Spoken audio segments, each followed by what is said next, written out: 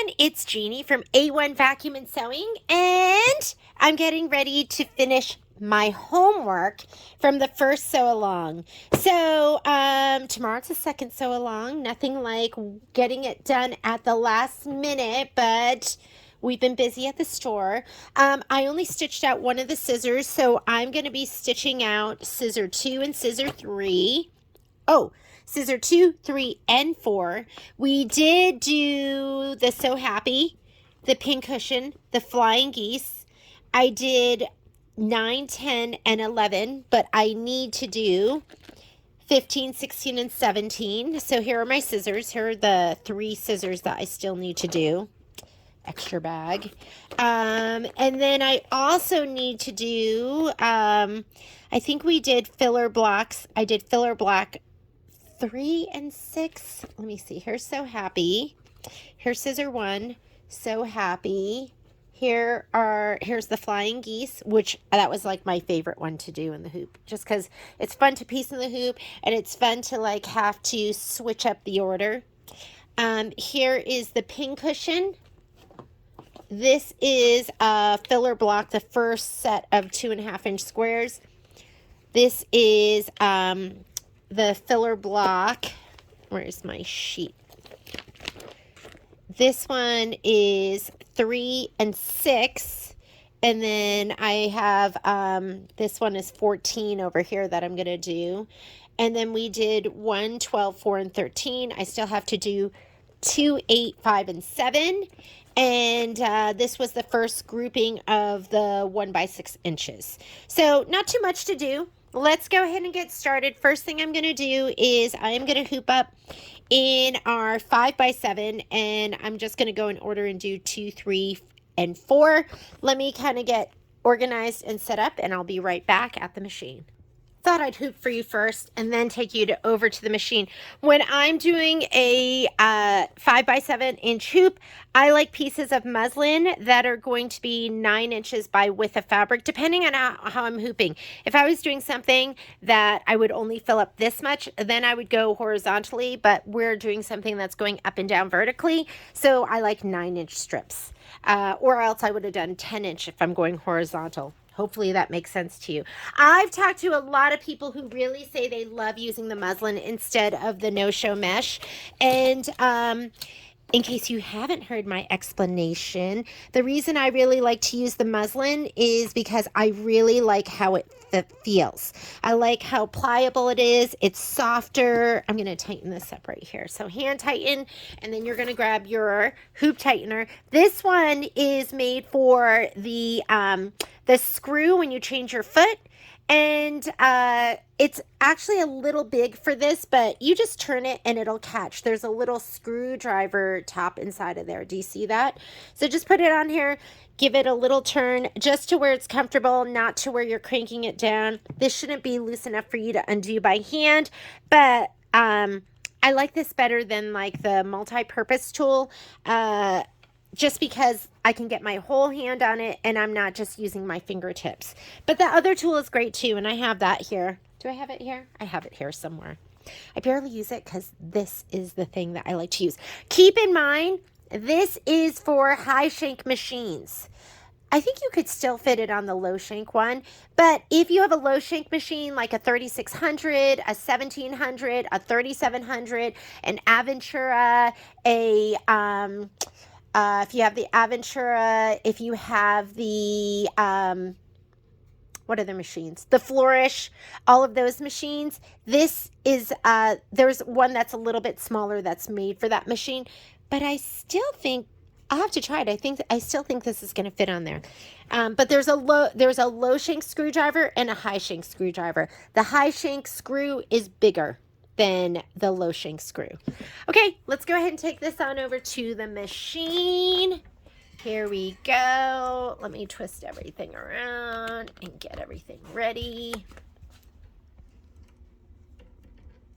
I've been up a long time because the dogs got me up, and I was like, I should go down and embroider, and then I never made it down because my sewing room gets cold, and I'm like, they're like animals that when they get cold, they don't move, like a snake. I'm like that. I don't like moving when I'm cold. So I'm going to go here to my home button. My USB is already in. We are doing scissor 2, and scissor 2's quilt design is radial lines. So here is Oh So Delightful Quilting, radial lines 2, IMPES, and we're getting the 4x4 design. So let me go ahead and grab that. I'm going to add, so let's add our scissors. And the scissors are all in different directions. So let's make sure we grab the right one. And okay, I had somebody call me because they were worried about their designs, that they didn't have the designs. So these are the projects. Other projects: Playing with Scissors, Running on Empty, and Sewing is My Sunshine. So happy. Those are your Oh So Delightful designs. Because when I first looked for them, I couldn't find them either. And those would be the ones. I just opened it up and I was like, oh, these are the ones I'm looking for. So we're going to do this one right here. So make sure you pick the right design. And we're going to go So Happy. And they go in order. So this is going to be the next one. You want to combine it here and then move it in the next page. Once you have it combined, touch Embroidery. Now we can go here to Layout and I can scoot it up. When you go to this page, it's going to be combined. You don't have to move them. They won't move separately. I can bump this out of my hoop. Did you see I went right outside of my hoop? And I didn't even select my hoop size yet. I'm going to go up here to my settings. I'm using my 5x7, so it's a good habit to choose your hoop size. And when you do that, now you have the outline of your embroidery field, so you won't go outside of this. I want to make sure it stays in the middle, so instead of using my finger where I might move it left or right, this button right here in the middle of your move key centers it, and then I can scoot it up. But before I scoot it up, I'm going to put my hoop on. If I put my hoop on, then it won't allow me to go outside of my embroidery field. So now that my hoop is on, now I can hit my up arrow, and I'm going to hold it down, and it gives me a knock knock when it gets all the way to the top, telling me, okay, that's as far as you can go. All right, let's talk about the steps we're going to do. Our batting is pre-cut. Let me grab my fabric.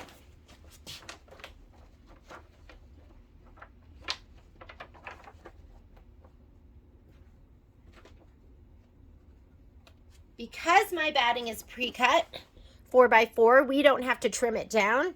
So our steps, I'm going to go from Layout. I'm going to say, okay, this is the button I want where I can go forward and backwards, steps and stitches and whole colors. We are going to do, if you look here, the top part is my progress bar, turquoise is placement, orange is tack down, turquoise is placement, orange is tack down, and that green is going to be my stitching. The green's my quilting, and then the two colors of the blades on the scissors. So we're going to do the first step, which is going to be the placement for the batting. We're going to skip the tack down. We're going to skip the placement for the background fabric because we're just going to center it to our batting, and we will do the tack down and the quilting. So if you get confused, don't worry, I will walk you through it. Color does not make a difference. For the placement of the batting, I have this mint green up here from before, so I'm just going to leave it. Let's go ahead and do the placement for the batting. I'm going to spray my fabric. So let's spray the wrong side of your batting and the wrong side of your background fabric. Remember, your batting has a right and a wrong side, and the side that's like kind of rougher and nubbier, that's your wrong side. And the part that's smoother is your right side. So you always want your right side underneath your fabric facing up. If you've ever gotten, where it's stitching and batting's getting pulled up, I think they call it bearding. That's usually when you have the wrong side of your fabric facing up. If you make a mistake, it's okay. It's going to be fine. I didn't even know that batting had a right or a wrong side for years. And then one of our quilting instructors was talking about it. I was like, oh, really? I didn't know that. There's so much I don't know. Let's see if my arm will stay down. This is my spray tent. We sell them at the store. They're made by Dime. They're fantastic. It's going to keep this spray from going all over your room. And it's cute, and it folds down. And I just put a piece of cardboard in here, and I just replace it every once in a while, which has been never. but I will at some point. It doesn't bother me, all the threads and everything. I spray. I'm not a taper, especially with batting and stuff like that. This is the spray I use. It's Ganode KK100. We sell that at the store too, and it's my favorite. You want a spritz, not a shh. You are not spraying it like it's your hair in the 80s. You're just gonna, oh, actually, here, this might, there. Just a little spritz. And then sometimes I do spray heavier. And I'll show you when I spray heavier. But right now, you just need a spritz to kind of hold it in place. We're not trying to achieve big hair. We just want our fabric not to move. Put it right inside that placement line. And we are going to go ahead and lay this down. Just center it. And if it's not perfectly centered, that's okay. You have a lot of room. It's going to basically get trimmed around that batting. So you don't have to worry. You have tons of space. I mean, you want to like make sure, you see, you can feel, I can feel my batting under here. So you kind of just want to center it. You can just eyeball it. I trust you. I trust you. You can do it. Okay, next step. That was our tack down. This is placement stitch for our background. We don't need that. That's tack down for our background. We are going to do that. I'll just leave the mint green. This is almost your cut line, but you never really cut directly on this because after you press, there might be some movement of your fabric, but this is just gonna kind of give you the gist.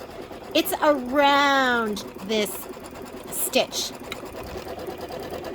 The stitch is a suggestion. Next thing we want is we want the quilting stitch, and this color does make a difference. I really, like, I put in quilting thread colors based on what they put into your in the book. So if you look in the book, they give you a suggestion for your quilting colors.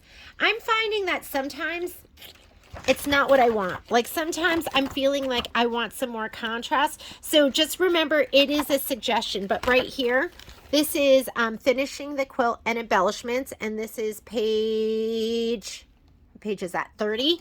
These are suggested colors, and that's kind of what I wrote into the into your spreadsheet. They're suggestions. So you do whatever's going to make your heart happy. For this scissor too, the recommendation is white. There's a lot going on in this fabric, so I am just going to make it white. I'm going to go white. I'm going to go white. My white's already up here. And if you haven't done a sew along with me before, I love singing, and I love singing to you, and I make up all my own songs. I'm kind of like Taylor Swift.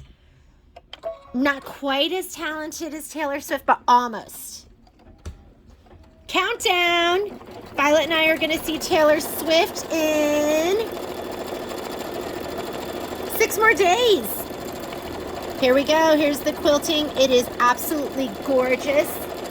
It's like this little starburst. And then we're going to do the colors of our, the blades on the scissors.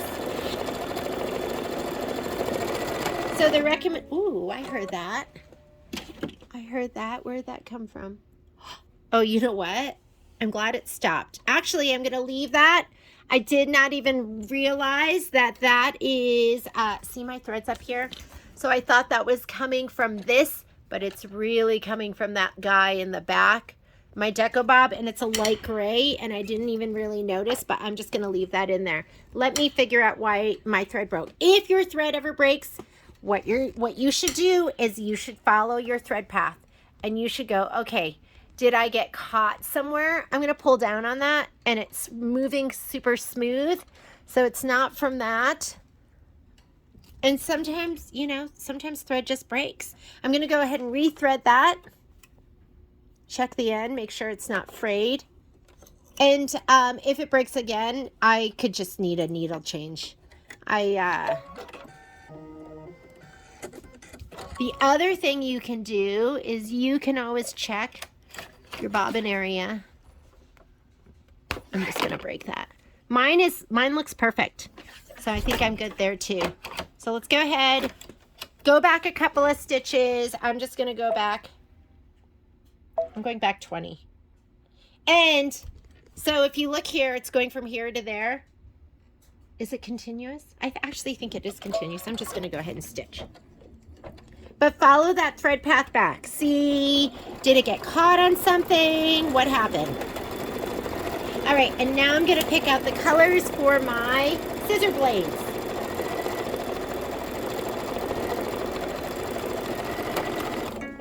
Oh my goodness.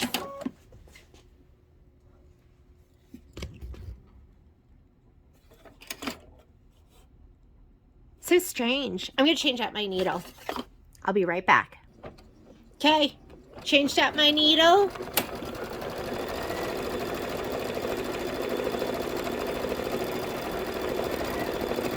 I'm watching my upper thread right now too to see if it's getting caught on something, and it looks okay. I think we're good. Let's try this one more time. I'm gonna pick out my thread colors.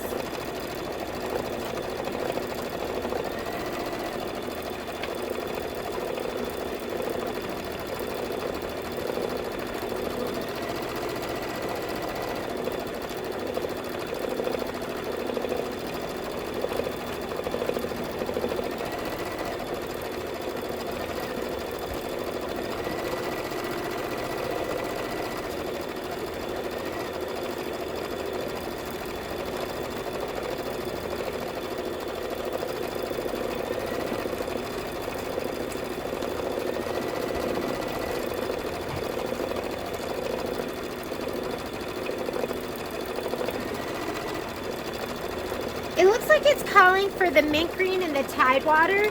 So pistachio, like these are the two colors it's calling for. And I broke again. Maybe I just shouldn't be stitching with my Deco Bob. And I'm gonna go ahead and just turn my speed down a little bit because I'm stubborn and I wanna finish up with this. So, but I'm gonna turn it back up. After I'm done with this, I'm going to go back up. Let's just go down to 700. I'm going to say okay. This is good, right? This never really happens.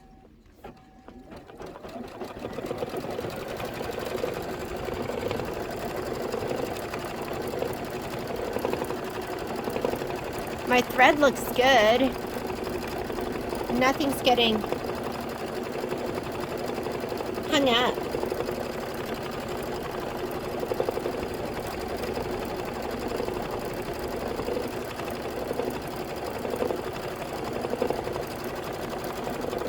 And when I'm done with this stitching, I'm going to turn it right back up. I always stitch at 1,050 stitches per minute unless I'm having some kind of issue or I'm doing something like going over zippers or, you know, something along those lines. Other than that, I go pedal to the metal.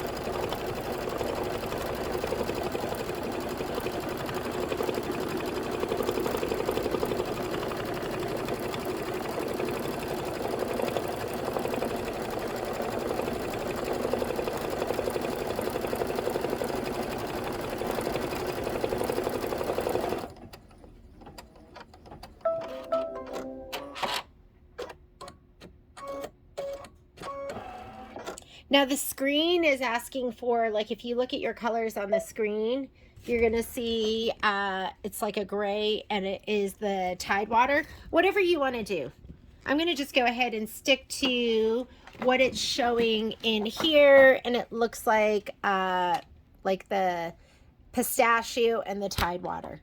So I'm just gonna stick with that. Let me go ahead and take out that thread in the upper. I must have been sewing last because I usually use my Deco Bob to piece with.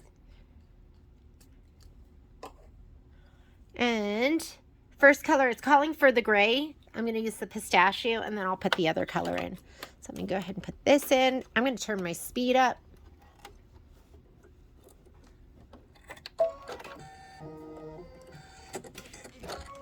Okay, back to my settings. Speed right here, 1,050, okay. We are ready to go. This is 2 minutes of stitching, and just let it go ahead and do this blade or part of the scissor. And then I'm going to switch over to the other color.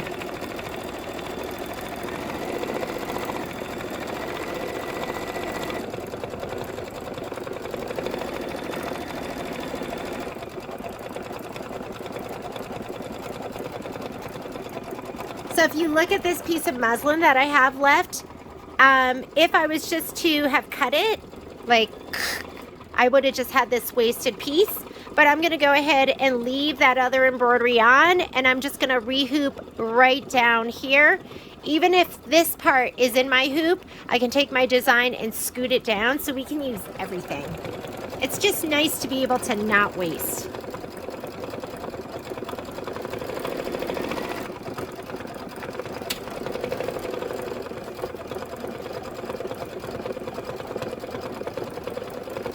The next pair of shears, you're going to do the light gray and the dark gray.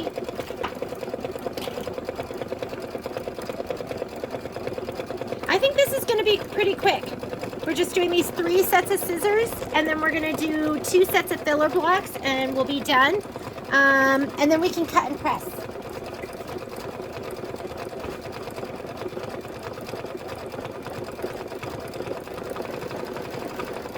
Because this doesn't need a whole lot of supervision, I'm going to come over here and let's go ahead and start cutting and pressing. So I usually don't trim until I've cut and pressed everything first. So here, this is our pincushion, our flying geese block, I guess. And then, where are my... I have these and I have these. In order for me to do the next hooping, I have to have something left over. So I'm going to leave this. I'm going to semi-leave it. Oh, that's tight. There we go. Where are my favorite scissors? So I have a new favorite pair. These are my Kai scissors. I love my Gingers, and I love these two. These are similar to the Gingers that I have. I'm going to change out my thread. So we need to put in Tide water.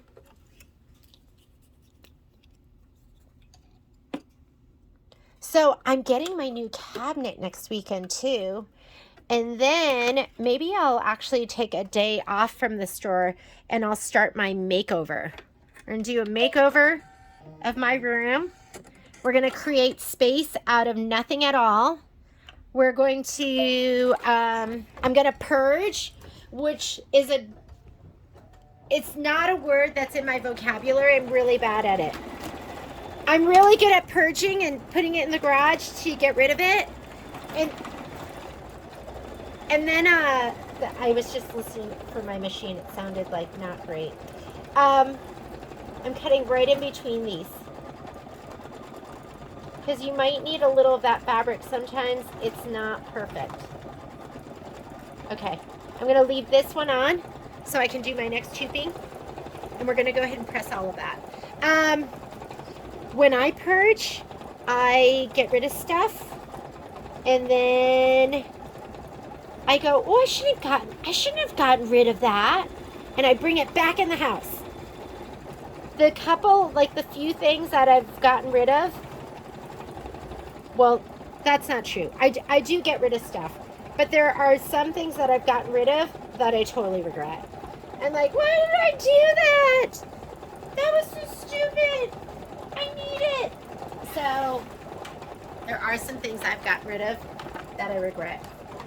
And I'm so sad and I miss them.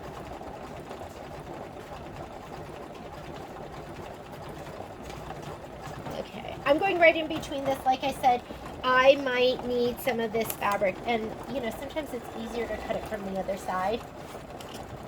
Because these are sometimes your fabric moves a little bit. And, all right, let's go ahead and press.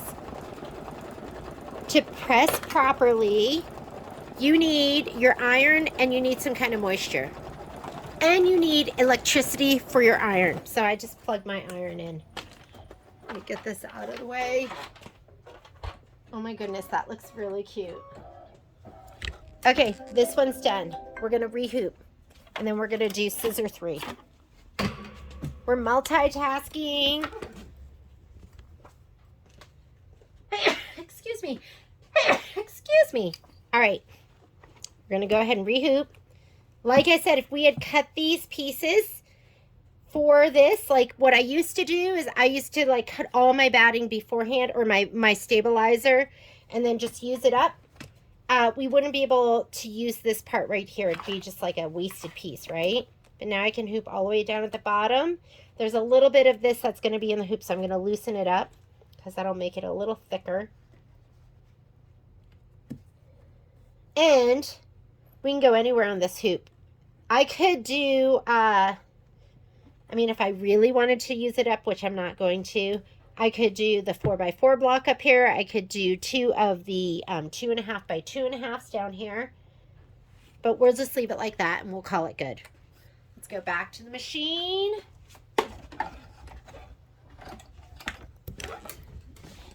We are going to load up the next design, which is going to be, let's say okay to that, go home.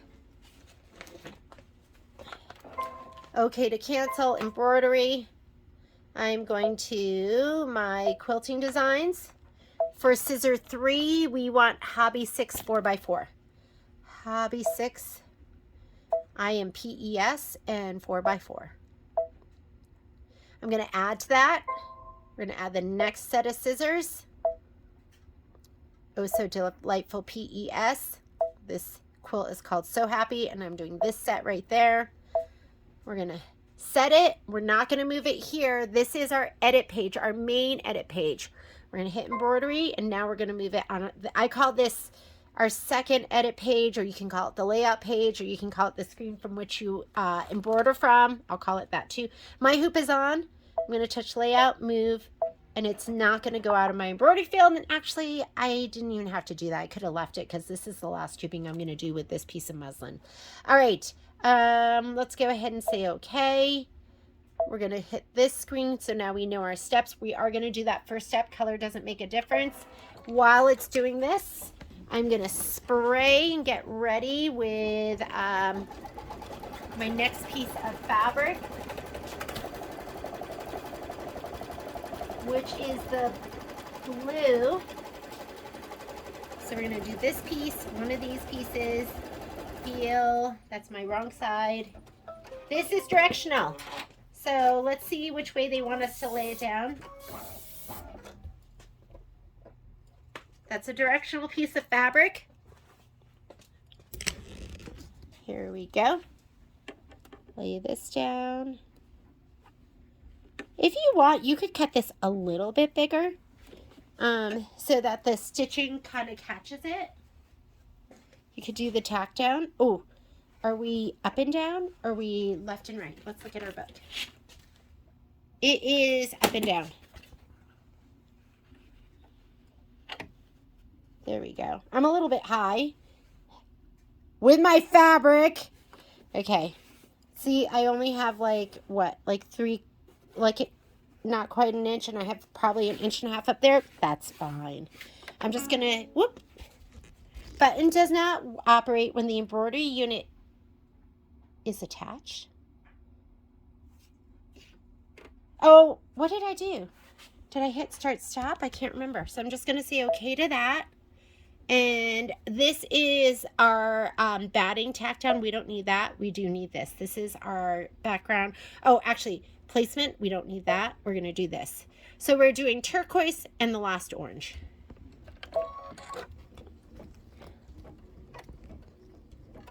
Okay, and then we are going to need a color to do our stitching.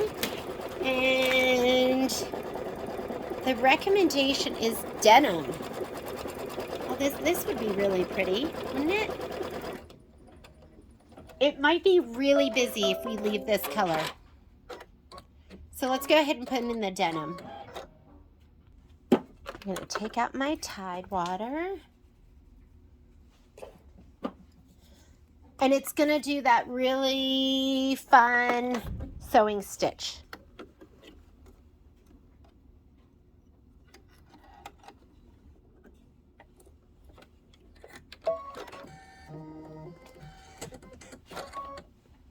And just go ahead and stitch that out.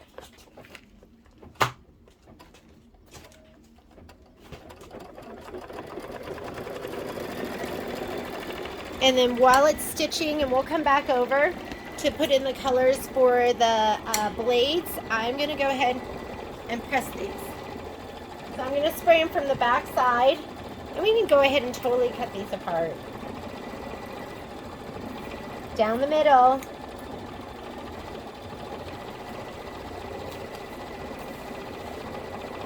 Okay, this spray bottle is near the end. I need my other one.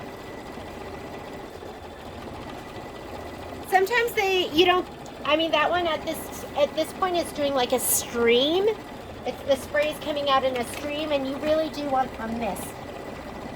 I'm going to press in one direction and then the other. Your goal is to have this lay completely flat. Do you see the difference between this and this ripply piece of fabric? You want it to be flat before you trim.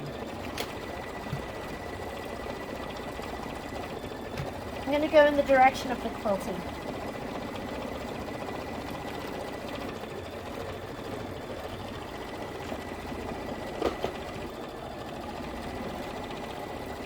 This is directional.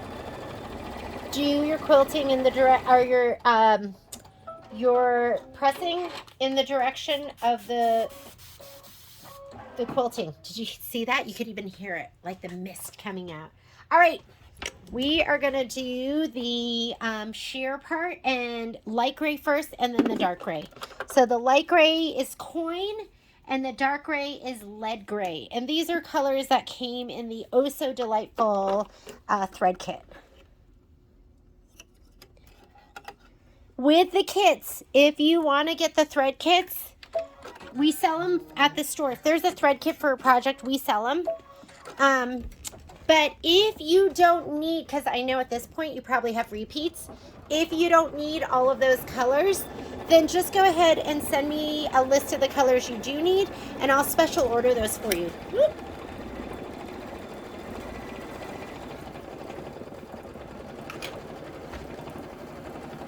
Direction of the direction in your fabric.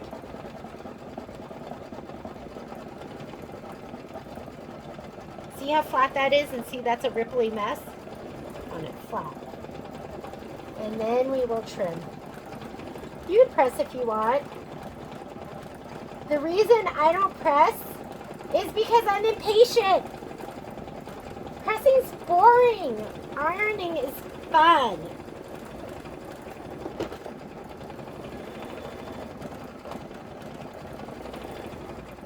This one here, I wish I had done this in a color, because look at, you can't even really see the quilting. I think you would have been able to see it if I did a different color and a contrasting fabric. So choose wisely. If you watch ahead of time and then do it later, I think go with something different.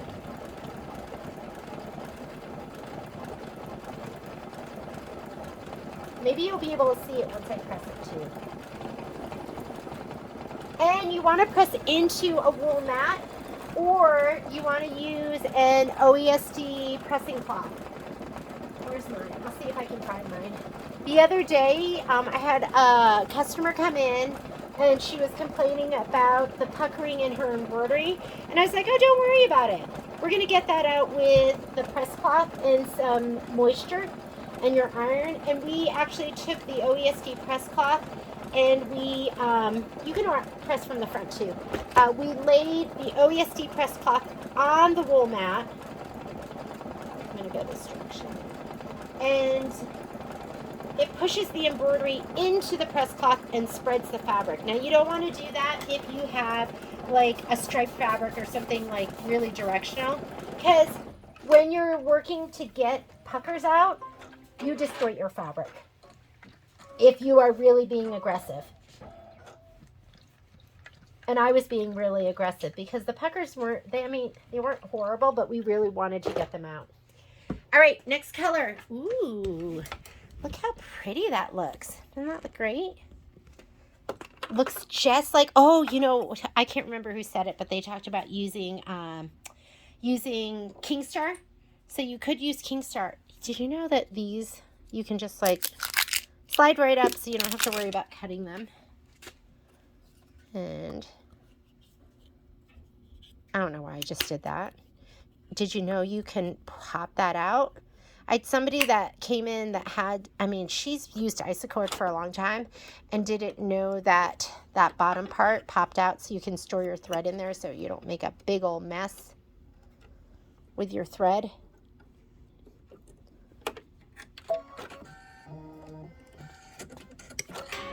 All right, this is the second part of the shear. That's going to take 2 more minutes. While it's doing that, let's finish pressing.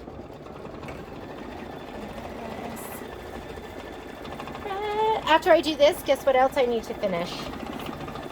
April's Cuties. Still haven't finished my April's Cuties.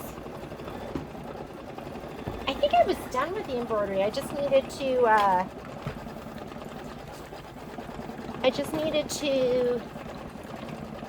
do this. I needed to do all the pressing and the trimming. Okay. Do you see, if you could see me now, I'm on my tippy toes and I use my body weight to kind of just press down. Look how gorgeous and flat that is though. That's what you want. You want it gorgeous and flat. Like this. Do you see how bubbly and wrinkly it is? Can't sew with that.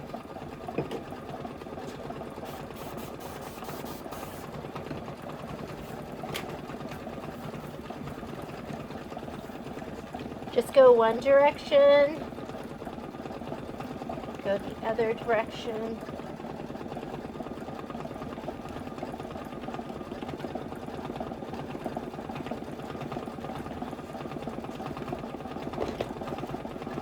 Oh, and now it's beautiful. Oh my goodness. This is just my favorite.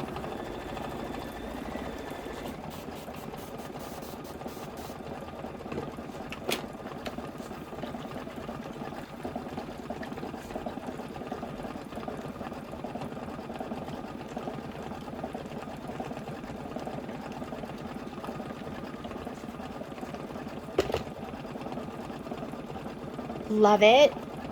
If you didn't watch the video when we did this in the sew along, watch it because it's so much fun and you don't have to do the flying, I always want to say flying goose block because you know it's fun. The flying geese block and then do the quilting.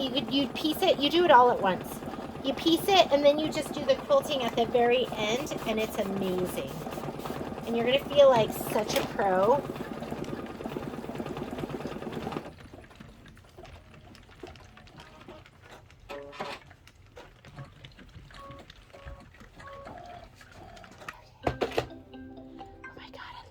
Too. I love that one. If you haven't done this one, make sure you back your velveteen with Shape Flex. All right, one more to go. One more. I am gonna have a little waist here. I'm okay with it. All right. Let's go ahead and I'll cut those apart and I'll press those too. I'm gonna grab this piece of fabric here. Actually, no, that's not the one I want. This isn't a regular shape piece because it was the very end of my fabric. This is the last one though. This piece kind of goes in and out and in and out. So it's big in some places and then skinny in some places. I'm going to be able to use this in my 5x7 and my 5x7 and my 6x10 in some of the areas. Okay, inward. When you hoop, you take your fabric, don't pull up because you'll unhoop it. Take it and gently pull inward to get like a nice flat hooping. Hand tighten. And then take your hoop screwdriver. Remember, I loosened this one so I could fit some thickness under there. So I have to wait for it to cut there. And just to where it's comfortable, not to where you're cranking it. You can break this. If you ever drop your hoop, break different parts here, your dealer can fix that for you. If for some reason your dealer can't, you can always send it to us. It'd be cheaper, right, to have Patrick fix it than to buy like a whole new hoop. So just know that that stuff is, we can, all those little bits and pieces in here, we can fix this. What we can't fix is if you like broke the plastic molding, but the little screws and the pins, all of that we can fix. All right, I'm gonna put this back on my machine. We're gonna load the next one. Last one we're doing, might as well give it, since I'm over here, so I don't have to come back over. Spray the wrong side. Here's the fabric that we're using. Not Aquanet. Spritz. Light spray. And let's load our design. Look at all that. This is 90-inch width of fabric, so I have all that fabric left. I just leave it there, but if that bothers you, you can cut it down, and you can also clip it up. Sometimes I step on it, so sometimes I'll put it on my lap. Whatever works for you. It's muslin though. It's really light. It's not going to drag. You don't have like a roll attached to it. I'm going to hit my home button. Home button's going to take you to this screen. When in doubt, go home. Quilting. For this one, this is our last one. We are doing geometric 7 4x4. Geometric 7 4x4. There it is.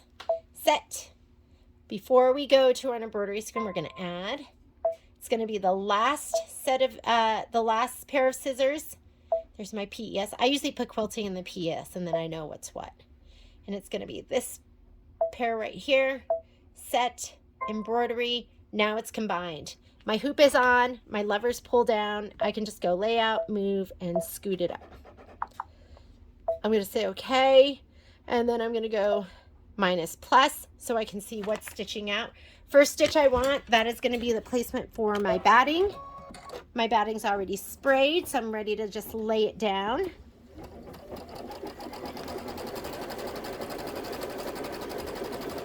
Isn't this fun? I love embroidery. I got my first embroidery machine. My first embroidery machine was a Baby Lock Sophia. And at the time, Peter owned the store, and he made me an offer on one of the machine. My first, I can't even remember what it was, but the price was so good. And so now you're going to put your piece of batting. It should be right side up, not the nubby side, but the dimpled inside. And while I'm at it, I'm going to lay down my background piece. He was like, I was like, I need to think about it. And he goes, okay, but, you know, somebody else might get it. So I thought about it for maybe, it wasn't a long time. This is the tack down for your batting, placement for your background, tack down for your background. We are going to do that. I'm just going to leave the gray in. I called him and I was like, I want it. And he goes, I sold it. And I was like, so devastated, because you know how you want it even more when you can't get it. I was like, what? And then I wanted it even more. And then he said he would make me that same deal on, I think I was getting like the demo was the offer. And he was like, I'll do it on a new machine. I was in heaven. Okay, what color should we use for our quilting on this one? I have clover, which is going to be that green. Let me grab it. So I had put into this spreadsheet clover, but what really looks good is aloe. So I just went ahead and changed it on the spreadsheet. If you've already printed it out though, you're going to have, and just know, you know, I do my best with this spreadsheet. So if you ever look at it and you're like, I hate her color choice. Well, just choose your own colors. I make my spreadsheet to make my life easier. But sometimes it's a work in progress. So go ahead and do your quilting. While it's doing that, I'm going to continue doing my pressing.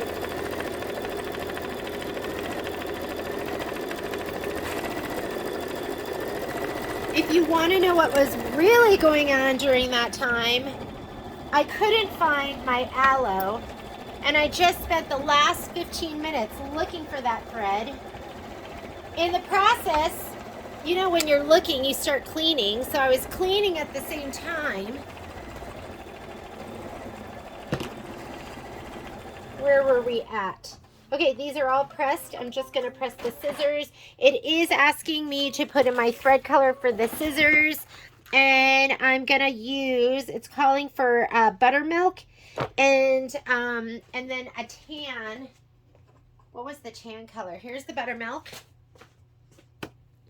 And the tan, let me find that. I'm pretty sure it's mocha. In my process of cleaning up, I think I grabbed it. So I'm going to put in these two colors. First color I'm going to put in is, let's do the buttermilk first, and then we're going to do the mocha. And those are going to be so adorable next to each other. So let me take out the aloe, put in the buttermilk.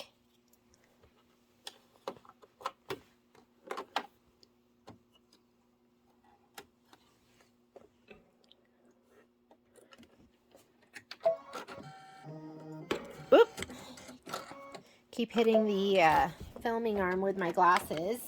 And we'll come back over here, continue on with the pressing. This color will be next. Cut apart the scissors right down the middle. I mean, we have lots of room here. You need a good pair of scissors that are going to be this size. You know, a pair that's like this size as opposed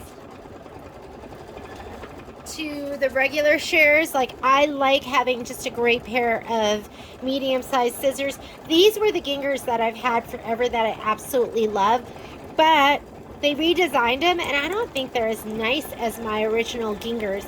I love the Kai ones, though. These are wonderful. The handle's really comfortable, too. These are the Kai 5135s. I'm going to put those in here. Again, when you are pressing these, you want to give it a little shot of spray. You need moisture to get them really flat. Isn't it funny how the moisture makes it like curl? Let's see, do I have quilting I need to pay attention? Oh, is this one not like gorgeous? I just love that one. Beautiful. I'm going to change my camera angle because this is right in my face. Let me see. Should I do it like that? Can you see it?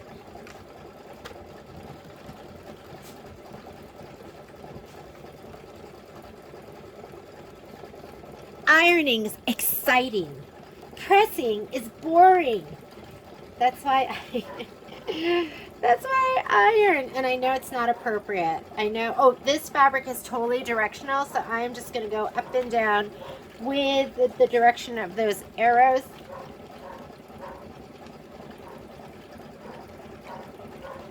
I worry a little bit about pressing because I've had some back pain and some shoulder pain, so try and let your body weight do it for you. And get an iron that's going to be easy on you as well. That is done. Time for a thread change. Oh my goodness, that buttermilk color looks absolutely, does that not look amazing? All right, when you take your thread out, I do not cut and then grab at my needle and pull. I unthread. And I think this is like the easiest thing to do. So don't pull back.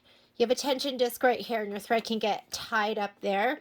I just unthread backwards. So I'd go right to here. Once you get past this, the thread just comes right out. I mean, there's nothing holding it there as long as your foot is up. So I know people, because you don't see me doing it, they think I'm pulling back on my thread. Let's talk about pulling back on your thread. For probably like 6, maybe 7 years, pulled back on my thread because when I bought my machine, there were no classes. So I kind of just figured everything out on my own, and there was nobody that ever said, don't pull back on your thread to me. So I was pulled back on my thread, and you know what? Nothing ever happened. That being said, people pull back on their thread, and sometimes there's like, I think there's like some kind of spring in here. It gets all wrapped up around there. And so what they teach you is to cut your thread and then pull it from the needle. Something could happen. I just got lucky. I was just one of those lucky ones that never had a problem. You might have a problem, so don't pull back on your thread. I was ignorant. I was ignorant and uneducated, and nobody had ever taught me the proper way to take it out. So I just pulled back on it. Now that I know, I do not pull back on my thread. I unthread, and I've never had any problems. So don't be uneducated and ignorant. Do what you're supposed to do. Let's go ahead and trim these while it is it's stitching. We're gonna trim these. These need to be trimmed. You have your little thread chart or your little guide, 4.5 by 4.5. Let's use our pop ruler. You want to use your pop ruler, a 45 millimeter rotary cutter. Don't use your 60 because it's too big to get in this like little corner and get close. So 45, you can even go smaller. I think 45 is like what's recommended though. You're going to fussy cut. So you're going to kind of frame where the stitch is, and then you are going to cut, and you're going to frame it as best you can. Like if you get it perfectly on this line, it's not going to be perfect on this line. It might be off here and perfect over here. So just do it the best you can, as close as possible. Take your rotary cutter, push in, not into the ruler, but push into your fabric, straight up.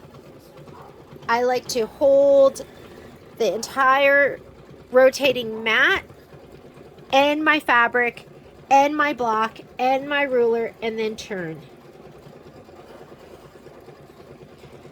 Don't let go and turn because things skid.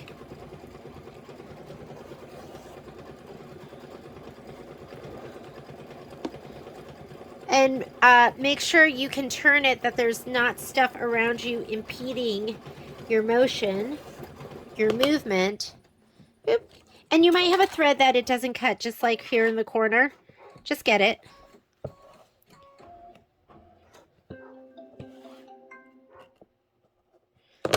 And there's our gorgeous 4.5 by 4.5 inch square. And if you don't have pop rulers, get them. Make it a priority to get the pop rulers. If you're doing Kimberbell, I use them all the time. These are the cut sizes that they're cutting their blocks down to. We are done over here. Since we're in the mode of trimming, I'm just going to go ahead and trim everything right now. Make sure you don't have another block underneath the block. I've done that before. That's never fun. I was cutting and I go, oh, as I was moving my rotary cutter, I go, that feels really thick, like I'm going through more layers than I should be going through. And one of my blocks was underneath another block. I cut into it barely, so I was able to save it. But if it doesn't feel right, it probably isn't right.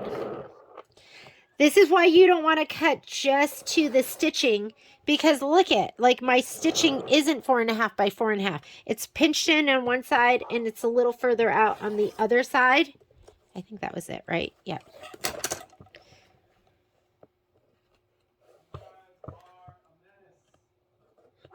Yes, my dogs are going crazy. You know what it is? They're bored. It's raining outside, so we haven't walked them. And a bored dog is a bad dog. So they were staring at the window that looks out on the street, and somebody walked by, and so they're like, this is exciting, let's bark.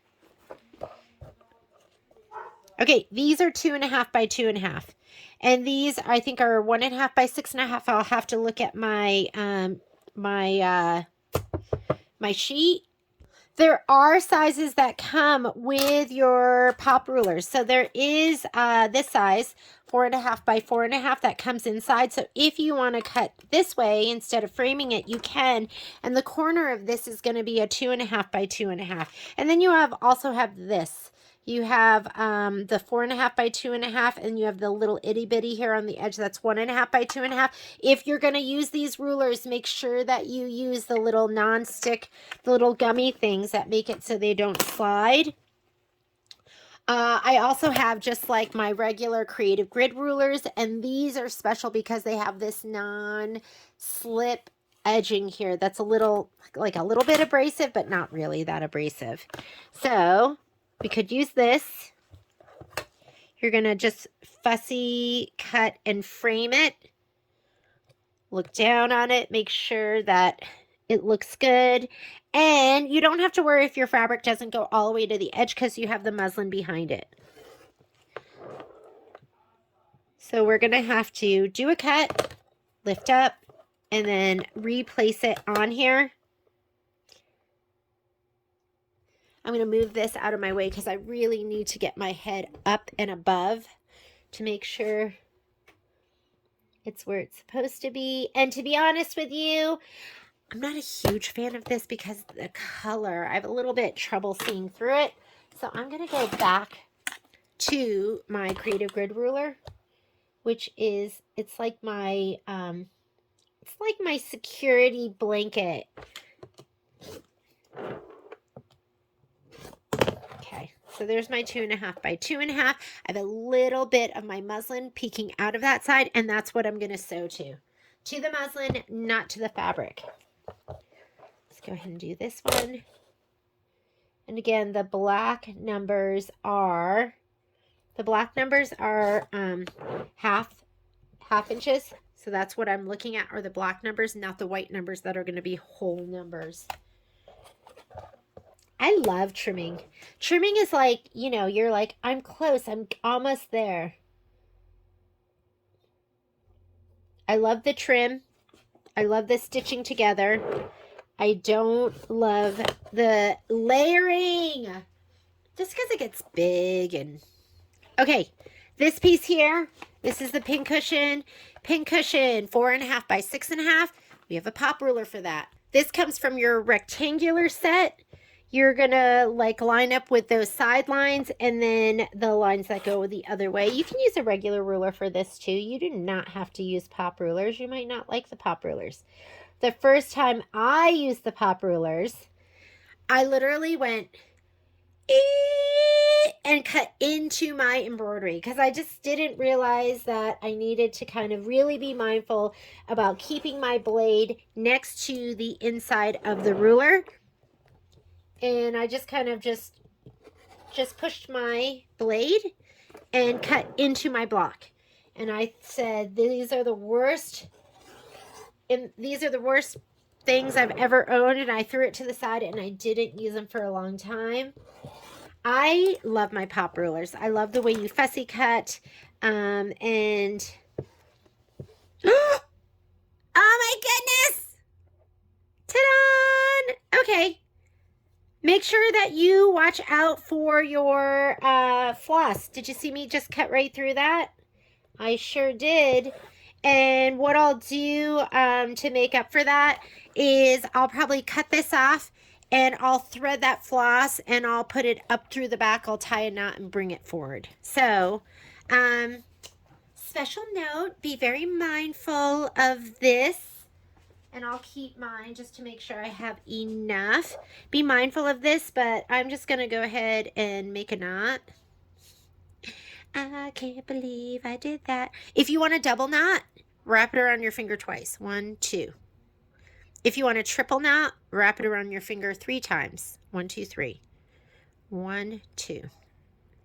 I'm going to put this through here, and I'm going to hold these close to the edge. Might as well do it right now. There's my big beefy double knot. And this isn't going to be totally long. Let me see. Let me see how long I need it, because if I need it super long, oh, we're going to put the little strawberry on the end of it. So let me get my big eye needle. Hopefully there's one in here. There is not. Hang on. I still can't believe I did that. Okay, here's my one with the big eye on it. But this is great because now you know what to do if this happens to you. I'm going to go ahead and put that through here. This is what happens when you're like too comfy and not paying attention. Okay, We're through. I am going to actually just cut that off because what am I going to do with this little nub? Nothing.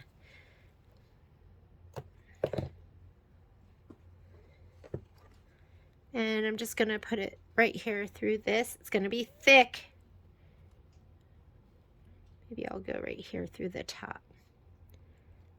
This is so thick, I might have to grab my pliers. I always keep a set of like needle nose pliers around because you never know when you might need it, like right now. There we go. And I'm going to tie a knot at the very top so it won't slip back down. And just like a little knot. It doesn't have to be a serious one like the other ones. Hold it down at the base and we are good to go again. All right. That is what happens if you are not paying attention and you go ahead and cut right through your special thread. And we are ready with that. Put these away. And this one is trimmed and gorgeous and fixed. Okay. Next, this one right here, same thing. Nothing hanging off of it, so we don't have to worry about that happening again. I am going to make sure I'm right outside of those lines. This one is so cute. It's my favorite. I love everything about it. The colors, the quilting stitch on top, the process and how we did it.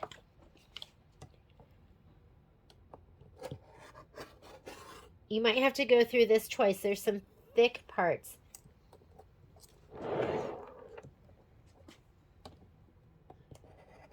I don't know if you can hear that top piece there.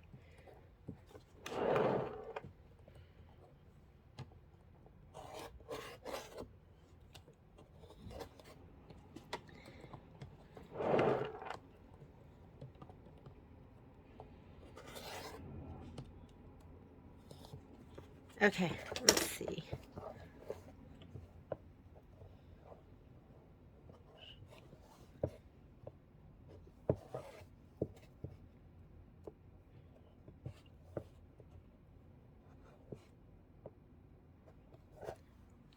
Here we go.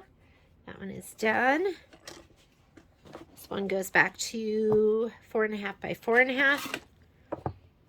And the reason you don't want to cut to the stitch is look at the line. Can you see how it dips down here and goes back up again? So, and that's just the nature of embroidery. When you're stitching, the stitches can cause your fabric to kind of pull in a little bit. And so that line, that outline stitch or the tack down is more of a suggestion. Like, I suggest you cut it around here, okay? So it's just a suggestion. I'm going to turn that. I'm being mindful of the lines of the fabric when I trim this one up.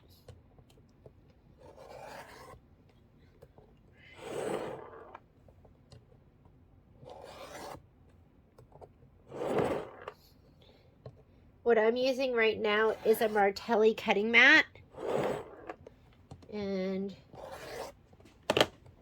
I love them. I love it.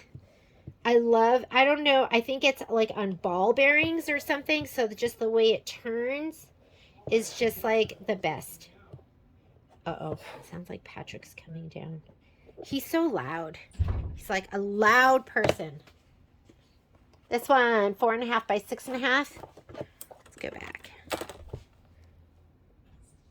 Frame it. What do you think you're going to eat out of here, huh? None of this is dog food. My kids are getting hungry.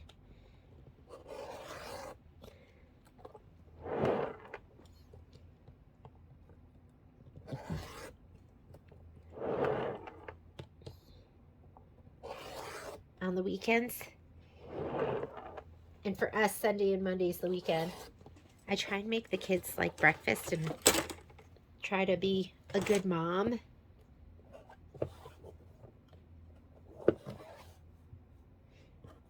When they were like in middle school and elementary school, I made them a hot breakfast every day. I think these are going to be, yeah. So you can frame these, or if you want, you can use just your regular ruler. So I have a regular 4.5 by 4.5.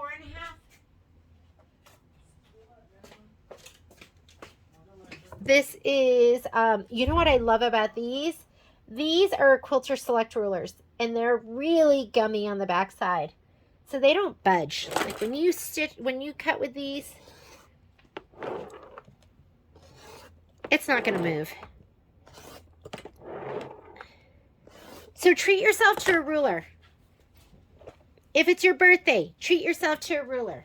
If it's your Valentine's Day, look at that. Good thing I have that edge here. I think I can't see through them as clearly as I can.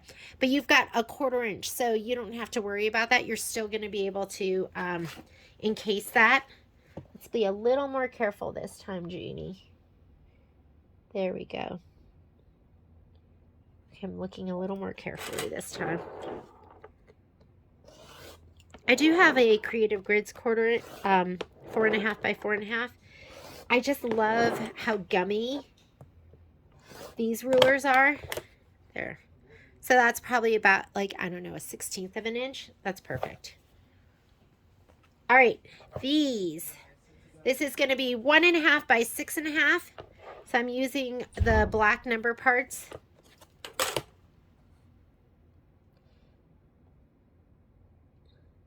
So frame it the best you can. And if your fabric doesn't go all the way to the edge, try and make it equal.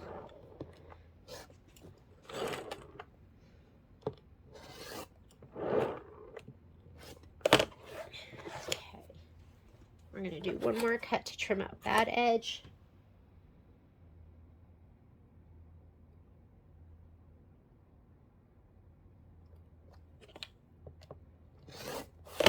There we go. There's one. Let's do all of them.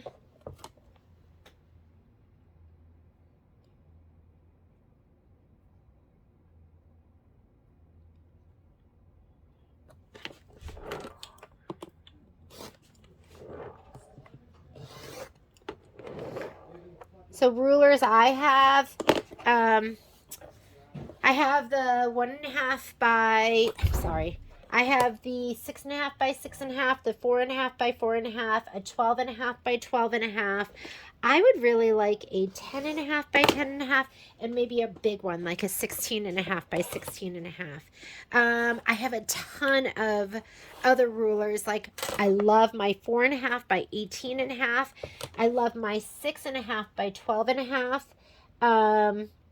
Geez, which ones? I have an 8.5 by 18.5 that I adore.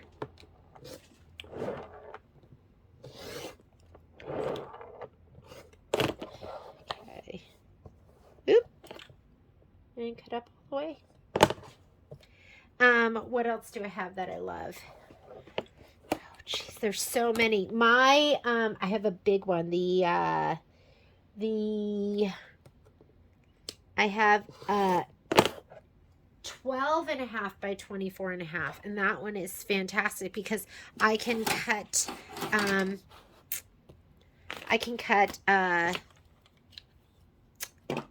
1/3 with a fabric, and I can also cut fat 16ths. So, okay, or 1/4, 1/3 and 1/4, which comes in handy. I am done trimming what I can trim. We are going to go ahead and rehoop, and we're going to do the rest of the filler blocks. So let me grab my 5 by 7, and let me grab this fabric, because I think I did them in the 5 by 7, didn't I? I left these on here, the little itty bitties. And this is pretty wide. I could do, can I go this way? Not quite wide enough. Can I go this way? Maybe I could on the other end. Okay, I can't. So we're gonna just go, let's go into my 6 by 10. I'm gonna go in my 6 by 10 and do the last of those blocks.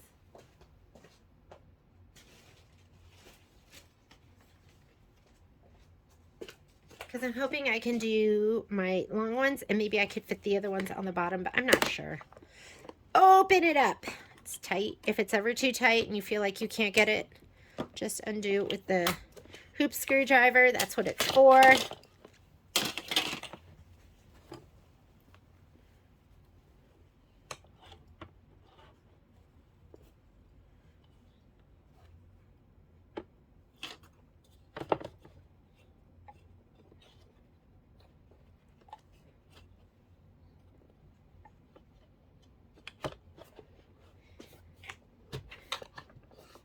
And if it wasn't 1.5 by 6.5, I could put those long pieces this way. But they're 1.5 by 6.5. It makes it a little bit too wide. All right, let's go to the machine. When I do my spreadsheet, this is how I like figure out what I'm going to stitch with what. I'll kind of load them in with the quilting design, and I'll just play around with it. And I always think about, what hoop are the ladies and gents going to be on? Are they going to have that size hoop? Who's going to have what? What's going to be the quickest? Because that's a big concern for me, is what's fastest. Because quite honestly, I have so many projects that's a big consideration. Okay, we're going to go embroidery. We did the first grouping of the 1x6. Now we're going to do the other grouping. So I'm going to go ahead and put in quilting designs. They're all pins. These are all pins. Here's my all pins and 1x6. I'm going to change my hoop size. 6 by 10. I'm going to flip that. Just make sure he's, yeah, 6.5. So I'm not going to flip it. No point. I will move this up here. And I'm going to go ahead and just make a copy. Fastest way. And move that one here. And then make a copy. And move that one right here. And then let's go ahead and add the other ones. And then we'll go ahead and make sure everything looks good. So, oh so delightful quilting. And for these little blocks, I have radial line 2 for filler block 2. Radial line 2. Set. And add. We're going to go ahead and add oh so delightful quilting. And the next one is radial line 2. Oops, I didn't even have to do that. Look at how many more steps. If I just looked at my instructions, I would have seen that they wanted radial line 2 again. When you move it with your finger and there's stuff behind it, you run the risk of moving the other design. I'm just going to load it like this, and then we're going to have to rehoop one last time to do those last 2.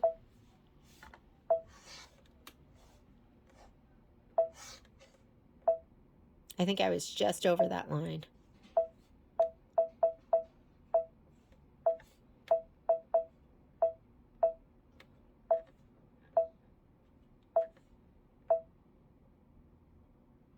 Okay, we are good to go. I'm going to go ahead and say, okay, if you used your 8x12, you could scoot 2 more under here, but could you scoot? Yeah, you'd probably have room to scoot 2 more under here. I'm going to have a little waste on the side, but that's okay. All right, well, you know what? Actually, return. I might as well use this and have space everything out. Move. I'll just take this one. Because we're using all the fabric up anyways. Let's leave lots of room in between.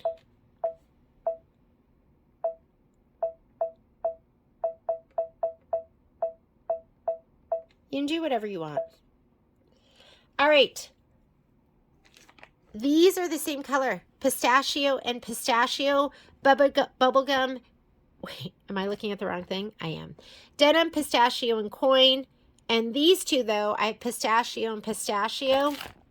And butter and coin. So why don't we color group? Let's color group. And that way we'll save some time. So we haven't hit embroidery yet, and we're gonna do our colors on this screen, and then next screen we can color group. Nothing's touching, nothing's overlapping. What counts as overlapping is when the red boxes touch. So if you had like a bunny design, but it had the triangle around it, it counts that whole triangle, not just the bunny design, but whatever red box goes around it. So we're gonna come in here. The first one is, because we're doing this grouping right here, denim, pistachio, and coin. That's navy blue, light mint green, and gray. So I am going to assign those right now. So this is all of the placement and tack downs. This is where the quilting comes in. For the first grouping, let's make sure I'm in with my first grouping. For the first grouping, that is going to be denim. So I'm going to choose a navy blue, and remember which one you choose because we'll use it if it overlaps with those two. So I'm going to use this navy blue. And this one right here is pistachio, which is mint green. I'm just going to use this over here. I know it's not probably the right one, but that's okay. Just remember which one it is. It's in between these two. And I'm going to go this one. Wait, got to do it on the screen right here. And that last one is coin, which is gray. So the gray I'm going to use is this one. There. I'm going to say okay to that. And these two are pistachio. So I'm going to go back to the color list. We did navy, pistachio, which is 4430. So I'm going to go to this one right here. And I want pistachio 4430. I think it's this one. Yes, 4430. That way it'll do all that stitching all at once. I'm going to do that one 4430 as well. And we're going to say okay. So when it gets to do these, it'll color group and it'll do that all at once. Let's go embroidery. Hoop is already on. We are going to, let's color group. So we're going to go layout. This is your color grouping button right here, the two spools to one. I'm going to go ahead and touch that. And now it's going to do all our placement. I still have mocha up there. I'm going to leave it. And let's do all our placement lines at once. Whoops. Make sure your embroidery frame, that you lock down the frame securing lever. I forgot. Carriage is going to move. All right. Let's do our placement stitch for all our batting. I'm going to grab my batting pieces.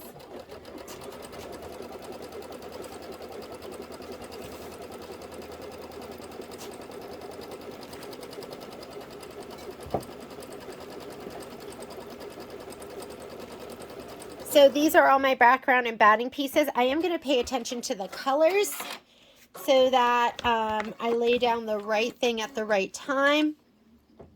It's really the right color. So I'm going to put these, spray these, and then these are the squares.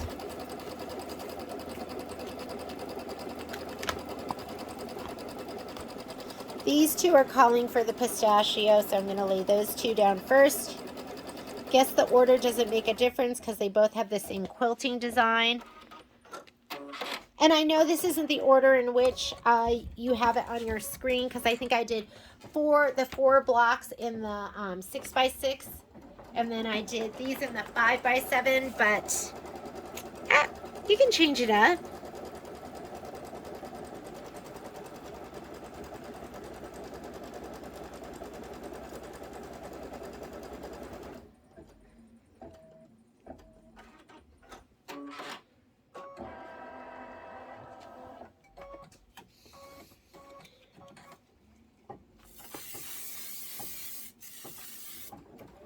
That I'm going to spray a little bit more liberally so everything kind of stays down.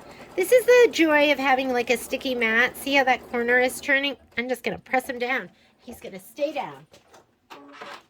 And these are filler blocks. So I like to spray these a little heavier so that they stay down on the edges around my embroidery, or my the edges of my batting.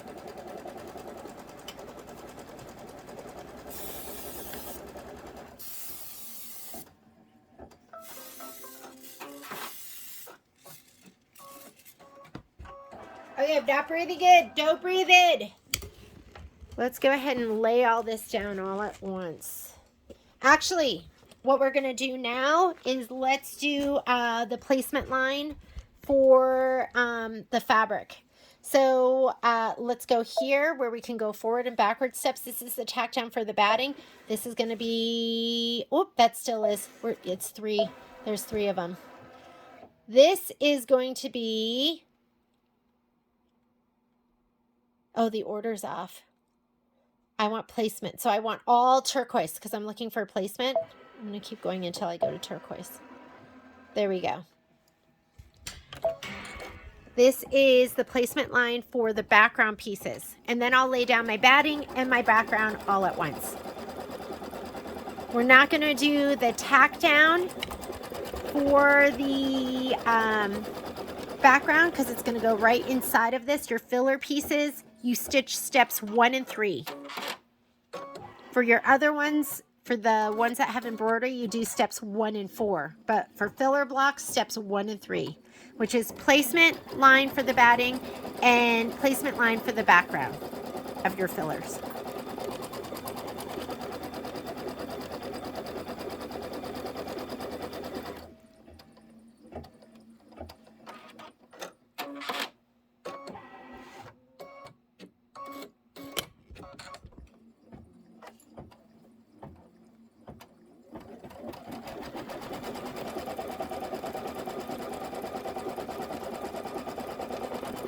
And we've got 9 minutes total of stitching. I love filler blocks.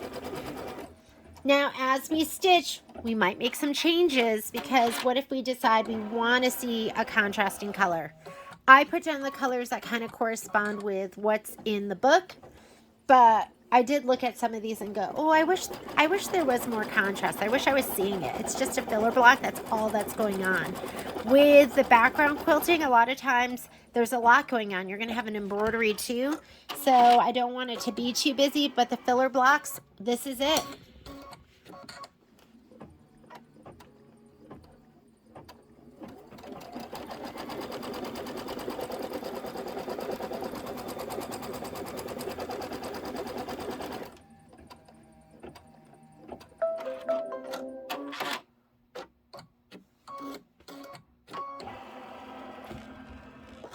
All right, let's get our batting, lay it down in the middle, and the first one's going to be navy. And looking at this, I go, I think navy is going to be a good call, or it's on in your thread kit, it's denim. And I spray these a little heavier because I want it to kind of stick on the edges.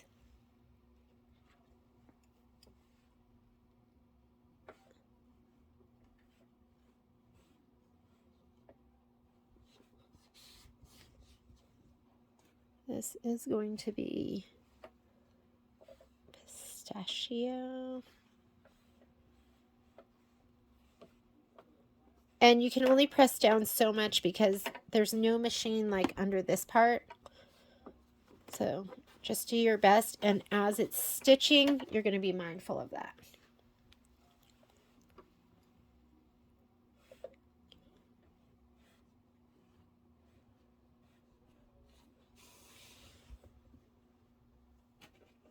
This is the gray. Oh my God. I think I might have sprayed the wrong side of the fabric. I didn't spray it too heavily, but I did. So make sure you lay that down right. You don't want it to get sticky and stuff to get on it. We're just going to make do with that. That one is so light that you might think you have. This is one of their new, it's called Sparkle. Even though there's nothing glittery in it, I love that fabric. Okay, we're going to put these down, but I might not be able to press these down because, like I said, there's no machine bed underneath this. So we're just going to lay them down, pause it if we need to. When it moves into place.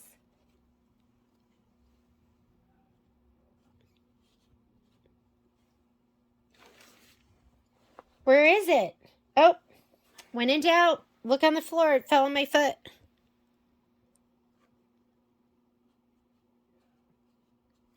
All right, we are ready to go. Next step. These are all tack downs. We're not doing those. I'm going to touch right here. It'll go forward, but I can still see that I'm in orange, so I'm going to use my arrow.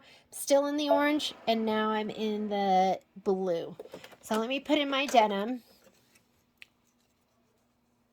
I have all my threads just kind of laid out right here, and I was piecing the back. Piecing the back is something. When I am just stitching all by myself in my lonesome, a lot of times I'll be embroidering on my Luminaire and I'll be piecing on my PQ 1500. I love that machine. Okay, let's go ahead and do the quilting. And I'm going to kind of press down on the fabric as we go and make sure that everything is laying down flat. If you need to get your finger on your start-stop button because it's moving your fabric, do that. You don't want it to get pushed and puckered in wrong ways.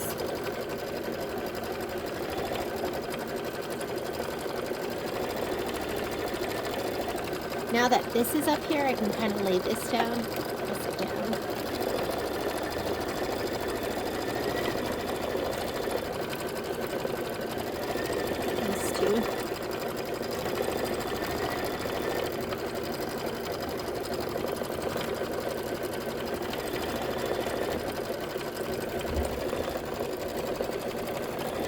Looks great with the denim. I think that's the best call. Okay, now it wants to do the mint green, which for this we're using pistachio. Let me put in my next thread.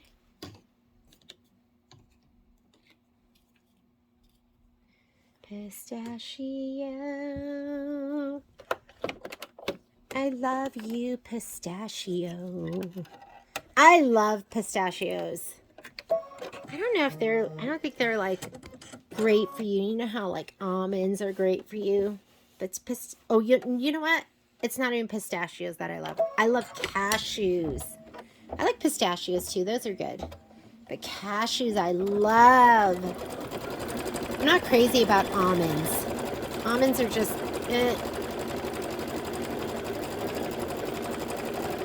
Okay, this should just go to the other two. So these two blocks, because I assigned those as pistachio, it should just go straight to those.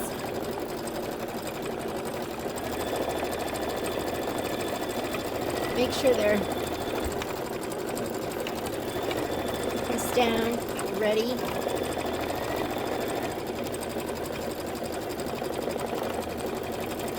Somebody was saying they thought this looked like hieroglyphics. They're okay, right? Could have done better. Wow, that was an awfully critical thing to say. Kai was telling me, he's like, you sound like you have a split personality. I can't remember what happened, but I said something and then I criticized myself for saying it. He was like, you sound like you have multiple personalities.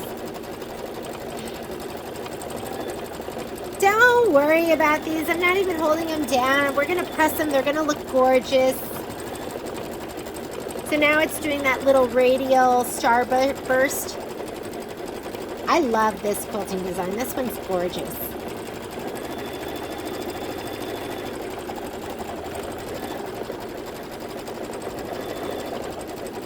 Now you never really want to embroider just on the muslin. There's like no support there, nothing. We're only stitching on the muslin right now because we have, and look at him, looking at some puckers. We have batting and background fabric on top of it.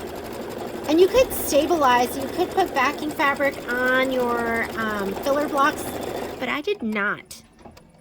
I'm looking at it going now, should we have? Should I put background muslin on my filler blocks?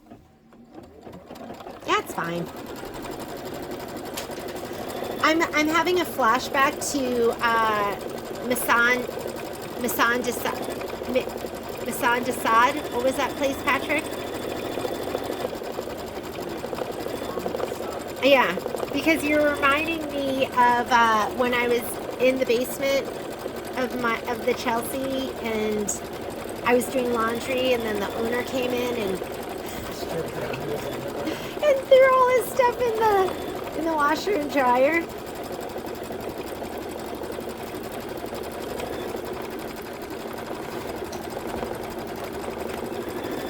You don't want to get any major puckers.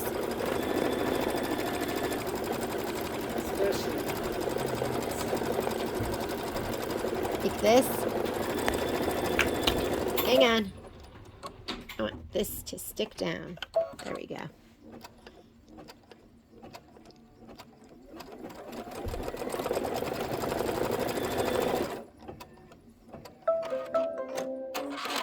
Last one, it's going to do that last one all the way up on the top. I'm going to go ahead and put coin in. I'm going to press that fabric down too to make sure it's not all sticking up the way it is right now. It's like just floating there.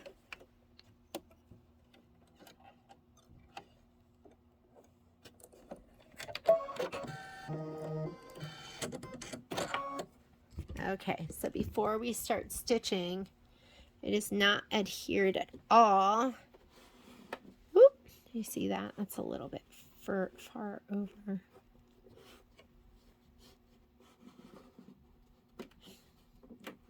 There we go. That's why I like to spray these a little bit more liberally, so they'll stick on the edges outside the batting. These are just so cute.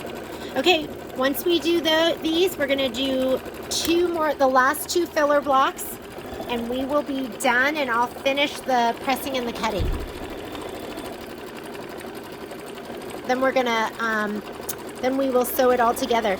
If your filler block doesn't go right to the edge, like you can see this one doesn't go right to the edge, don't worry about it because you have that muslin on the back side.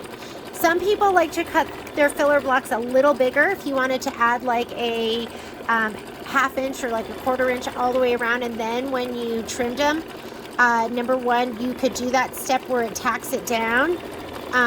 But I don't worry about that because there's muslin behind. I'm going to press. Everything's going to be beautiful and flat. And then there's a little muslin behind too. Done. Let's go ahead and rehoop. We're going to do those last two blocks. I do have a 6x6 as well. Those longer ones would have been too big for my 6x6, so I couldn't have used it. But I can use those, my 6x6. Whoops, why am I grabbing the ruler? Can hoop to this. Why not? Might as well.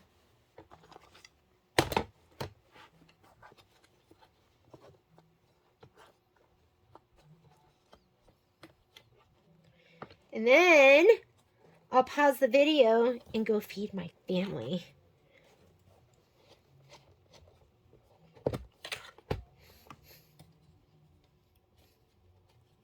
Okay, I'm going to load those top two, last two right up here. It's going to be these two pieces of fabric. Let me see which way they want those filler blocks to go. I wonder if I can tell from this page. Up and down. Yeah, so the stripes should go vertically, not horizontally. Let's come on over to the machine.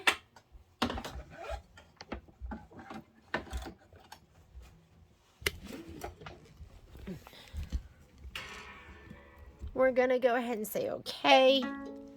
Change to a larger frame. I did. The design's still up. It wants me to change to a larger frame. You can just fool it just by sliding it down like that. You don't even have to take the whole thing off. Okay, home.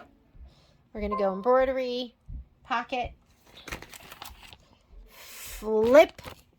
This one's buttermilk, so that's the yellow one. We're going to go hobby 6. And the 2x2. Patrick's doing his domestic diva Oh, it's Kai doing his domestic diva duties. I am, my sewing room is attached to the, it is attached to the laundry room. It's just attached to everything. It's Grand Central. Okay, I'm going to take that one and put it right up here. And the next design is Hearts 5. I don't think I had ever done laundry. My mom did everything. She was the best mom ever. I miss you, Mom. Hearts 5. I'd never done laundry before. And I learned in college. But my kids, if they want laundry, they have to do it themselves. So they both know how to do laundry. And I'm happier that way, that we can send them off and they're not going to, they actually know what they're doing. Kai was like, it's so easy. I think once we taught him. I should teach them how to do laundry right, because I think I'm better at it than Patrick. But he gets it done. Okay, it will stop for the colors. We're doing those two different colors, buttermilk and coin. I guess I should have done the coin one with the other ones if I had really thought about it and grouped it. We are just going to slide this hoop on. First step is going to be placement for the, we're going to do, remember, filler blocks, step 1 and 3.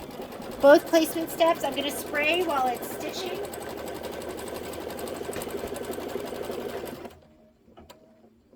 I'm off screen, nothing to see here.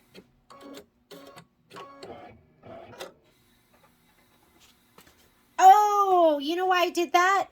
I didn't color group, and I definitely want to color group. So if you go to layout, see these are grayed out. You can only use those buttons when you're at stitch 0. So I'm going to hit this, and I'm just going to go back to step 0. Or I could have hit the back arrow.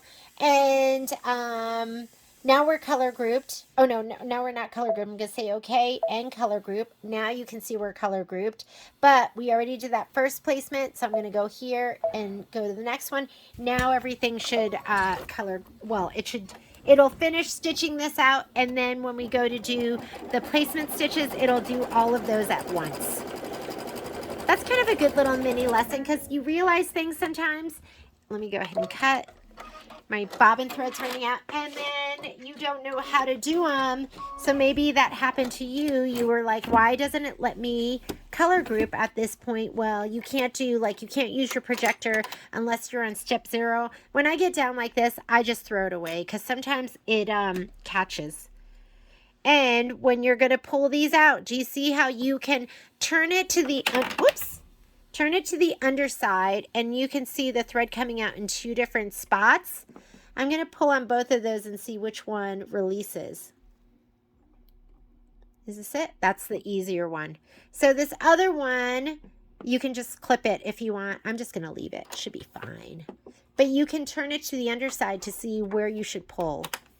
Sometimes there's just 1 spot, sometimes there's 2. And I'm talking about the Filtech pre-wound bobbins.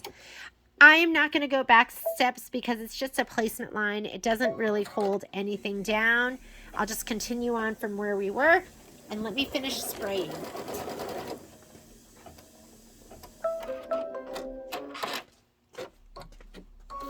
That was step 1, placement line for the batting. I'm going to skip, and I want to do the turquoise placement line for the background. I'm going to touch in here.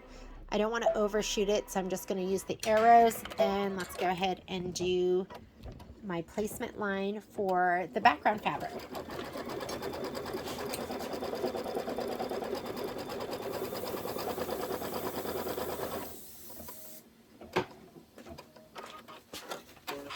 It's color grouped. It'll go on to the next one without me having to stop and start it again.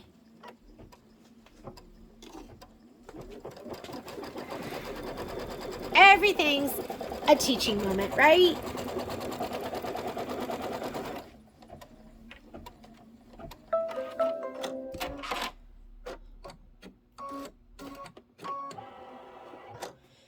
Today my goal is to finish the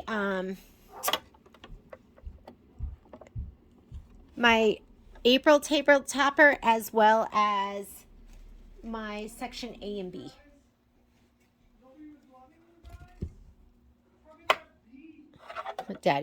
Patrick's being so cute with the dogs right now. Patrick is finally feeling better. He was really sick. Patrick lost 14 pounds in what, the week? Like that's pretty crazy. He finally went on an antibiotic and now he's on the mend. But I was talking to him and I was like, what would you do if would this have killed you if we were pre-antibiotics? Thank goodness we have antibiotics. I think he would have kicked it, but who knows? Okay. We've got to skip the next two steps. I'm still on the tack down. So we're going to go here, here, and the scissors. Let's go ahead and do this. You know what? I'm switching it up. I'm doing coin on top of this. Or should we do even a different color? I feel like it's just going to get washed out and you're not going to see it at all. So let's go. Should we really go for it? I'm going to do green. I'm going to do aloe. Why not? And then the other one, instead of doing the gray, I'm going to have to decide, but let's make this like where you can actually see it. Momo's out there.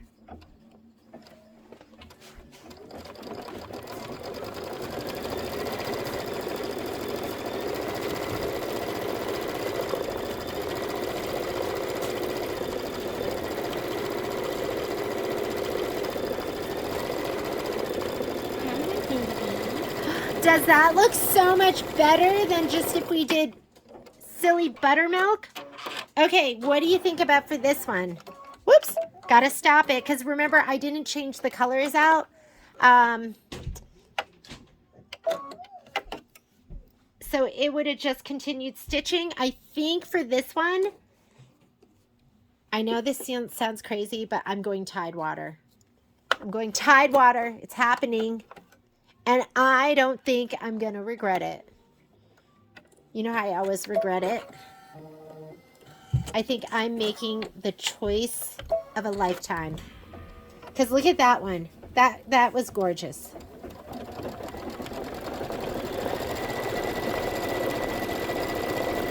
Oh yeah. That was the right choice.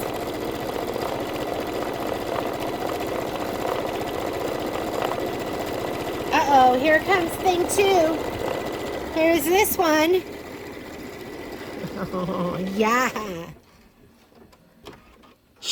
I don't think she's been in here and like watched me embroider. She can't be trusted. And point in case in point, she just ran out with a organza flower. All right, let's go ahead and trim these. Press and trim. Let's go ahead and press them out. We're going to trim them, and then it's time to sew them together.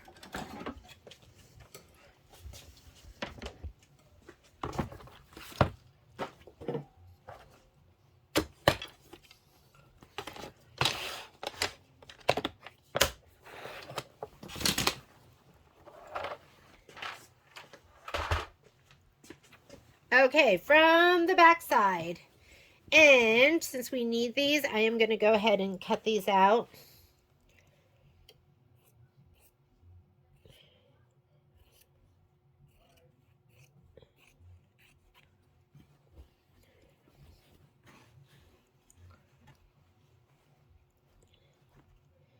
I'm going to cut all of these.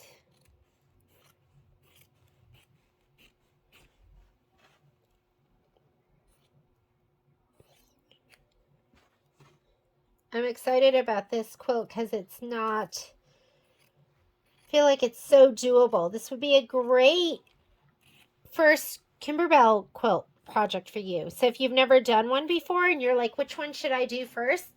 This one's a great one. What's great about it is not too complicated. Sometimes the embroideries can be really complicated with lots and lots of steps. And it's nice that they did one like this. That's not that way. It's kind of like back to basics. This would be great if it was back to sewing basics. All right.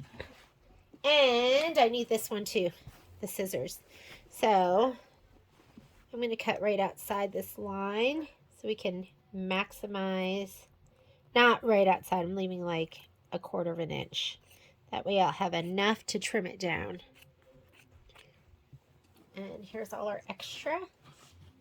Everything else has been trimmed down. How are we doing here? Do we have enough? Can you see it? There we go. Best press. Spray it. Look at the front of your fabric. Non-directional, so just go ahead.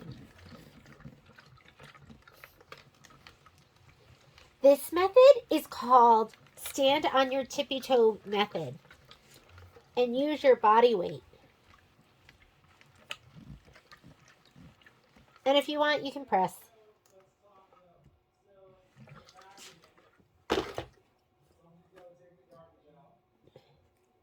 These I'm just going to press the long way.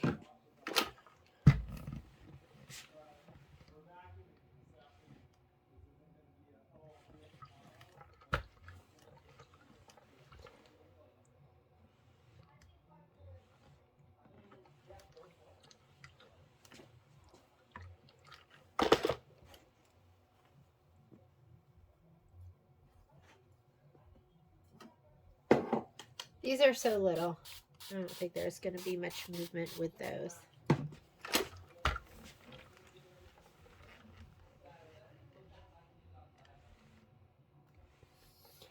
Tomorrow, after the sew along, I think I'm going to have to like just keep stitching because it's going to be a busy week and I don't know when I'm going to be able to get back to it. The worst is I feel like the worst thing with my sew-alongs is once it gets to the final step, sometimes I'm on to the next project. I lose interest really easily. I just want to I lose interest. I love the starting. I'm not crazy about doing the binding, or not the binding, but the borders. So the borders to me are like totally dreary and I don't know. These I feel like are so much fun, but I just don't love doing the borders. So I really have to motivate to do those. And I don't like layering. I like doing this part, the embroidery, sewing the sections together.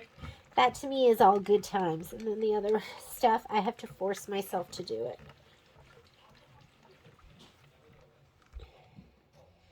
If I wasn't recording it and I wasn't like promising it to you, I bet I'd have way more UFOs.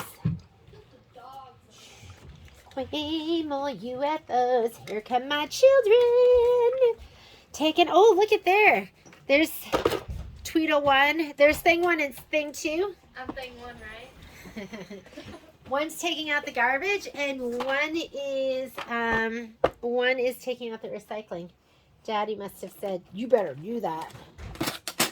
Made him do it. Okay, now I'm going to trim him down. Let's see. Is this a better angle for you? This is probably a better angle for you, but way worse one for me. We'll just go with it, though.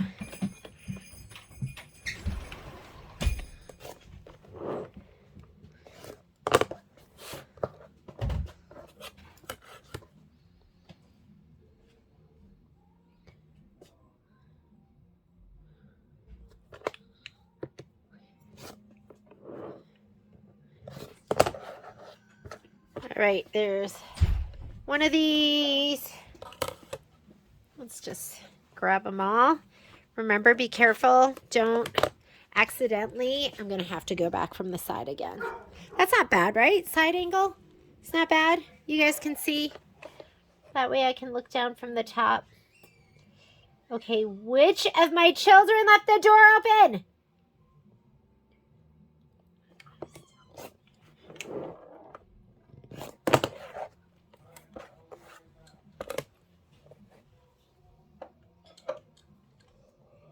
Oh my goodness. I hope you didn't hear that. Hang on, I gotta pause this. Okay, I just had to reprimand the family for being so loud. And Patrick for being, I hope he was upstairs burping.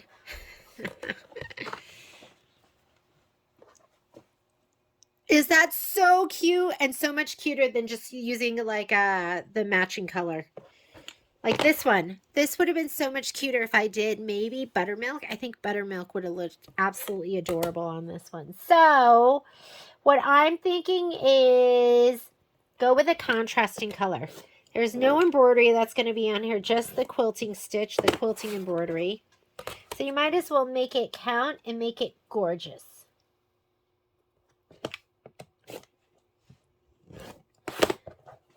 And don't worry, see how I trim that? You can see a little bit of the muslin in the back. You line up your squares to the muslin. Don't line it up to the fabric because they're going to be a little bit smaller, and that is okay. That's okay. We're okay with that.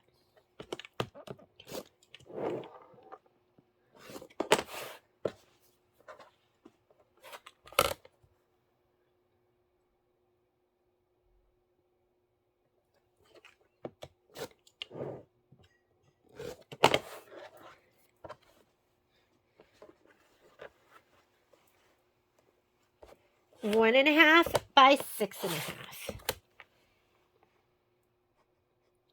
I'm just like, whatever I lay my hands on, I'm trimming. Whatever I lay my hands on. Okay, this I can do 3 cuts. 2, 3. And then we'll reposition and do that last cut. Oh. Here comes another child. Yes, child, how can I help you? Is somebody on that? No, do you need it? Like, the dock. Just put it down, please. Where's the dock? Charge on the dock.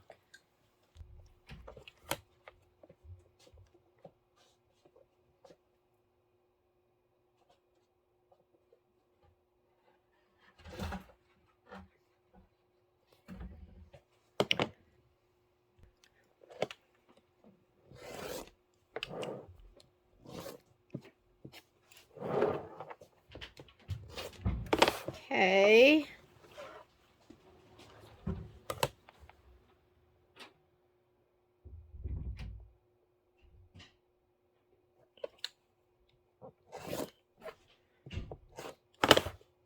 Whoop. That piece didn't quite cut through. Put my ruler down again and get it. Okay. This one's pretty light colored, so hopefully I'm fussing cutting it well.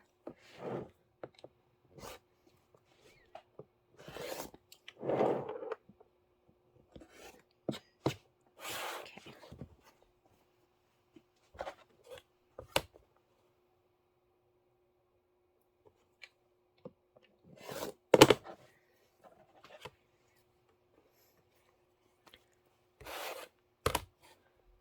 Two and a half inch square.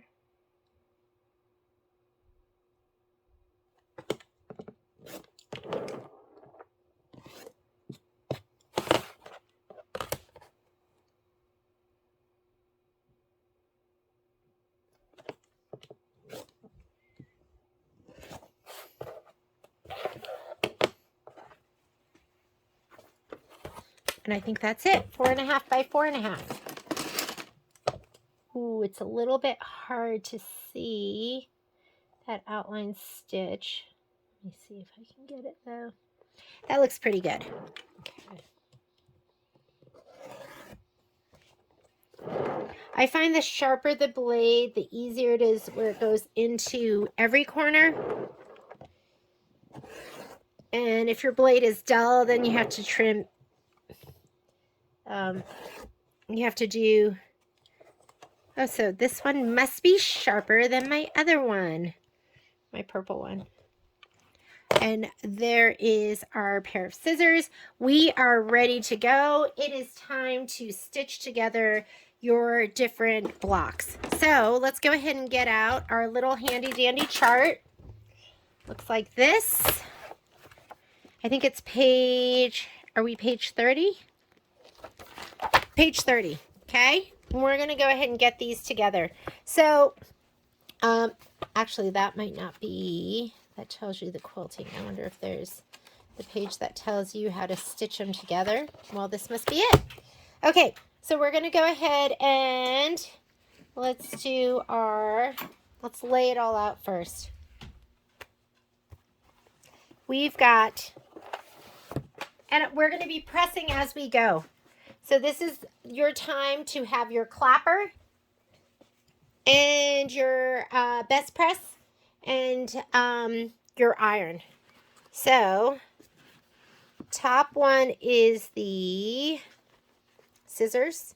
Make sure you lay them down right too, so they're in the right direction.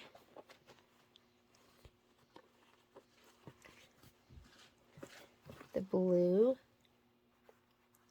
go like that, and then the green, and those go down like that. And then we have on the bottom row, So Happy. This one, filler block,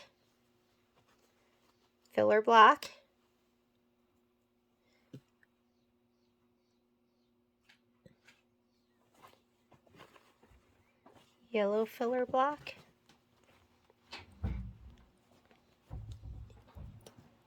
this filler block, and the gray one, and this blue one. So there's the blue, and you can't even see the design on those. So I wish I had done those differently, but live and learn, right? And then the yellow one, which has got to be here somewhere.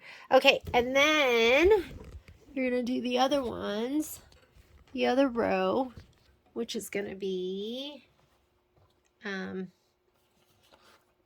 remove that. Let's move these up so I can lay them all down. The other ones will show up at some point. This is right here. Did I forget? Oh, look at this. This didn't get pressed out. Or it got pressed out, it didn't get trimmed out. So let me trim that one out.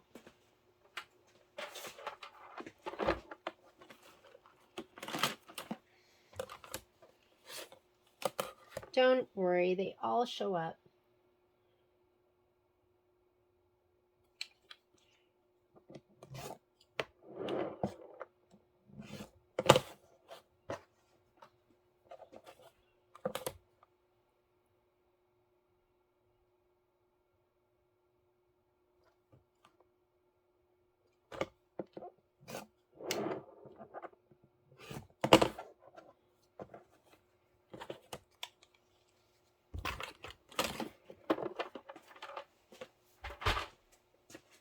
It makes me go, ooh, which direction should these be?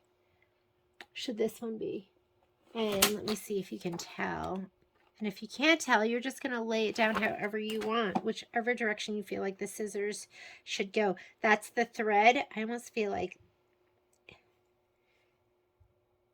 it like that. Okay, this one. And then we have this filler block with this filler block. Wish I had used a different color, but I didn't. These go next to this. And let's do it like that so you have a better orientation. This one, and gray.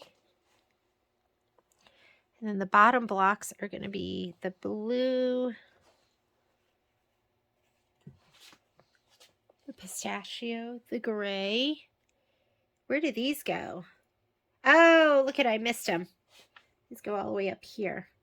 And we have the pink on top. And this one right below.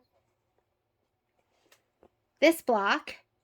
And I feel as though I must have missed the other one. I think here it is. Never did this one. This one is 4.5 by 4.5. So I'm going to go ahead and stitch that in the 5 by 7. Let me go ahead and do that. And then we will be ready to stitch it all together. But that is what section 1 and section 2 looks like. Let me grab my 5 by 7 hoop. Okay, here's my 5 by 7 hoop. I somehow missed that one. But we figured it out, so it's not a big deal. I'm going to scoot it all the way to the top, so we're not going to be wasting too much muslin. And we'll pinch in a little bit. Let's go ahead and stitch this one out. Slide it on my machine.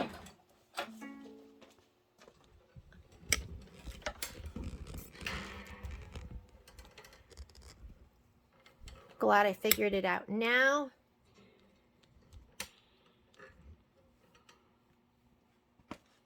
Hello, wake up.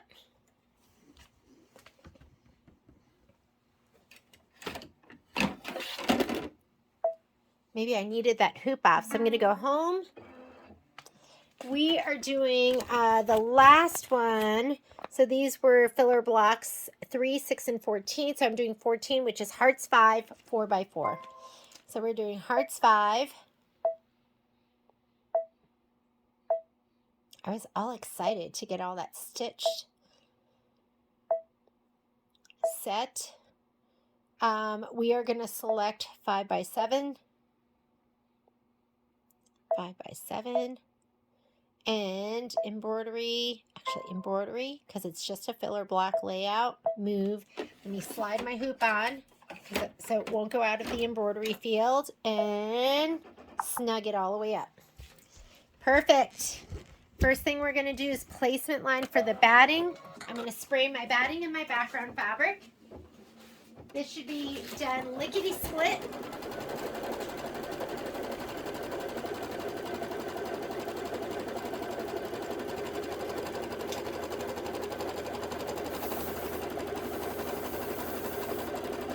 Okay, and remember, with these, you are going to do step 1 and 3.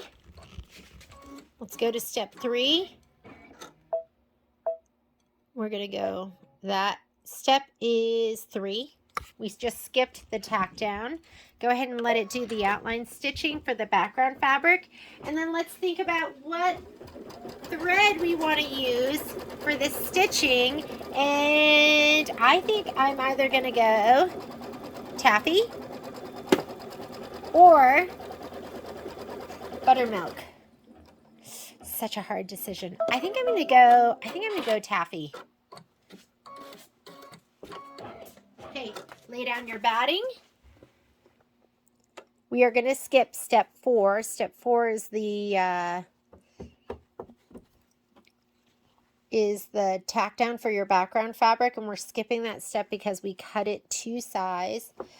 Make sure you press it down and it's to the edges if possible.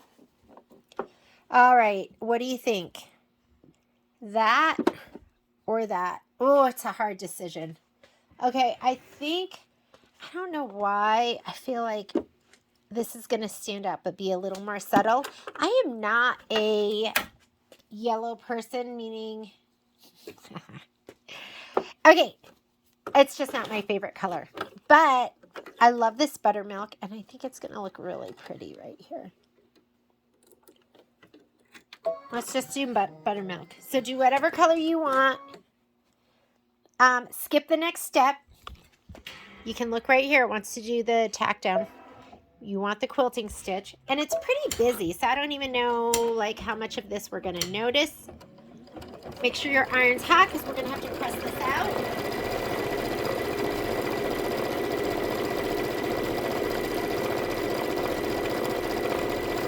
And while it's stitching this, oh, I like that. I think I made the right choice. I'm going to go ahead and I'm going to group all of these. So we're going to stitch out I think we stitch this row and then we stitch it to this row. So I'm going to grab these. We're going to stitch that together with this. We're going to stitch these two together. And then we'll stitch these. Stitch these two. These two.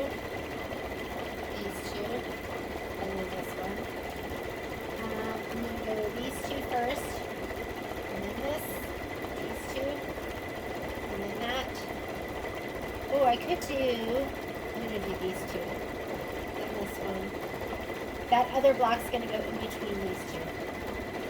So we'll look at our guide as we go just to make sure we're stitching the right thing down. Just want to leave this available so I can spray this last block. Here's my last block. And it is looking so cute.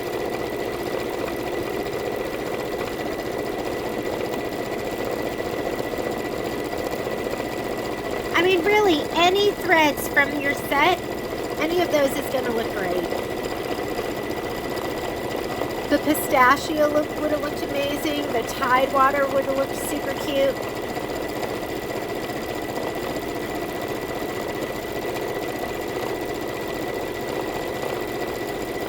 So I also want, for the stitching, I'm going to be using my walking foot, my dual feed walking foot, with my 1/4-inch sole.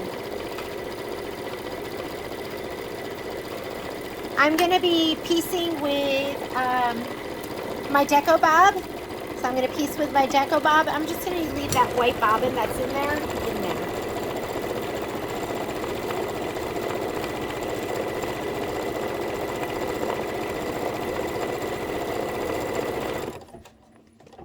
And now we're really done, hopefully. Slide it off. I'm going to pop it out.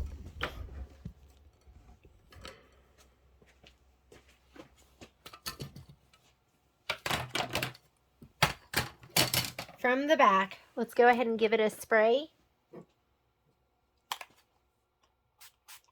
And we'll trim it after we're all done. That way we'll get right to the edge, right where it needs to be. Non-directional. You just want it to be flat. No puckers. And press until it's dry.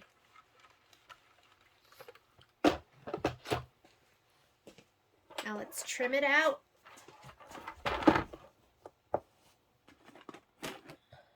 And like I said, you could either use a regular ruler or you can use your pop ruler. I love my pop rulers. That's what I almost always use. I'm just, mixing it up right now.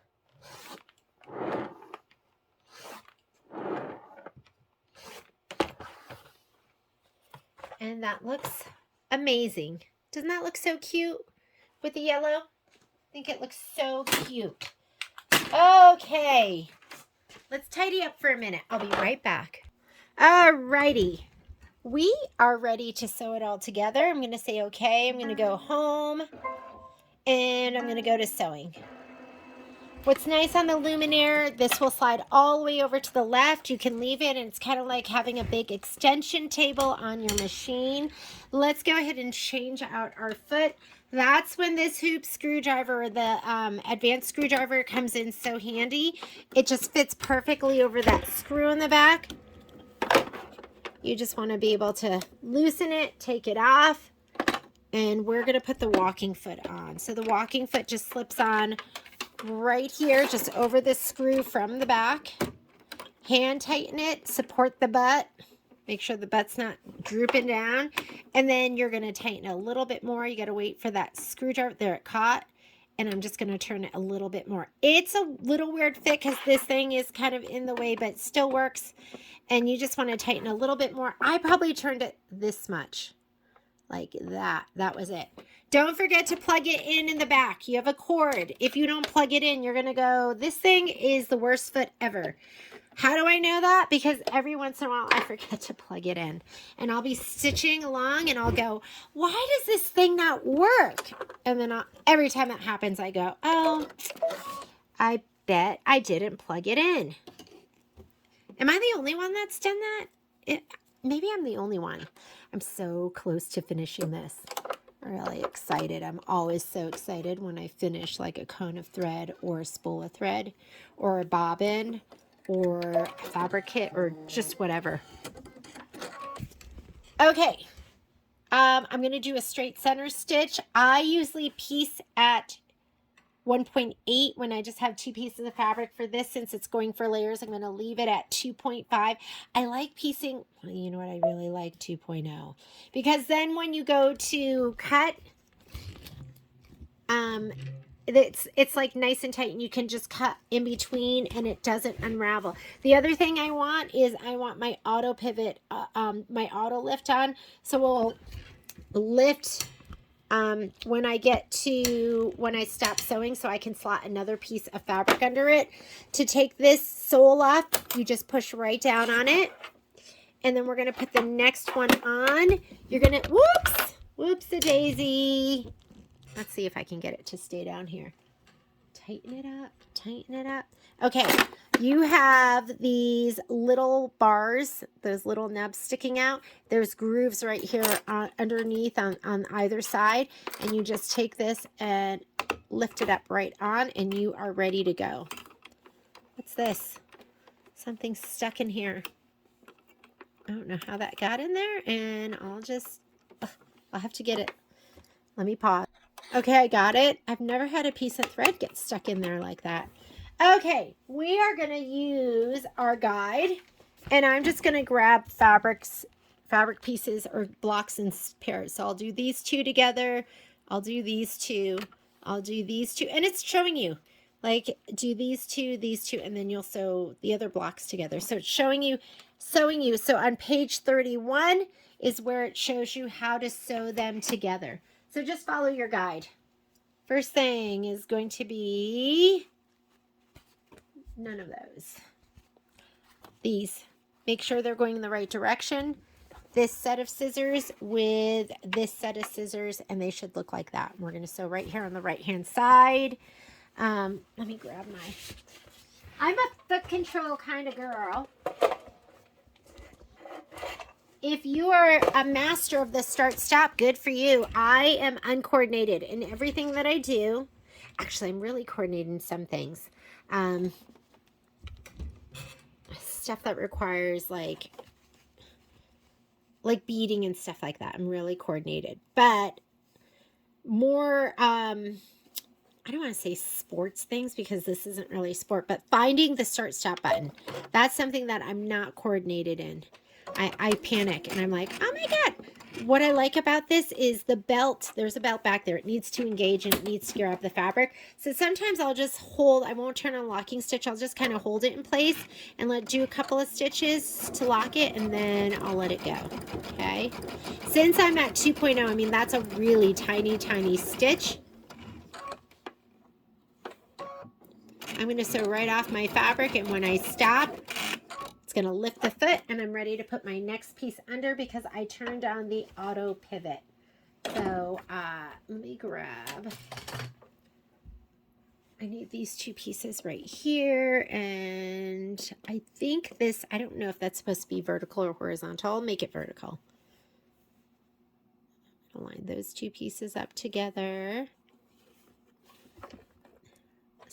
Abut it to the needle that's in the down position. And I'm just going to keep piecing. Let me just grab what's next. Flying geese. That's section 2. Oh, look at flying geese has the pink on top and the gray down on the bottom. Let me make sure I'm grabbing the right ones. So this one right here, and I just grabbed it because it was close. This is going to have this on the bottom and this on the top. Okay, So we'll do one at a time though. See how my fabric doesn't go all the way to the edge, but my muslin is there, and so I'm going to sew to the muslin.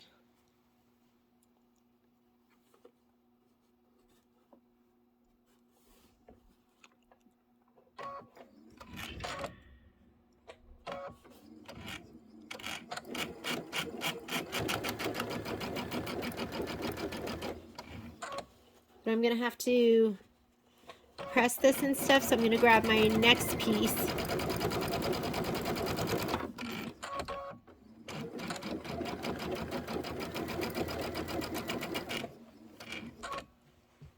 Okay, tomato with flower.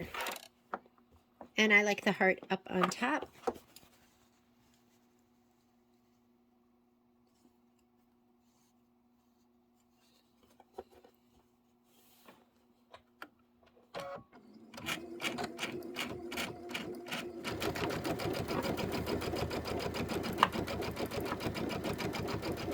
I'm just taking my time.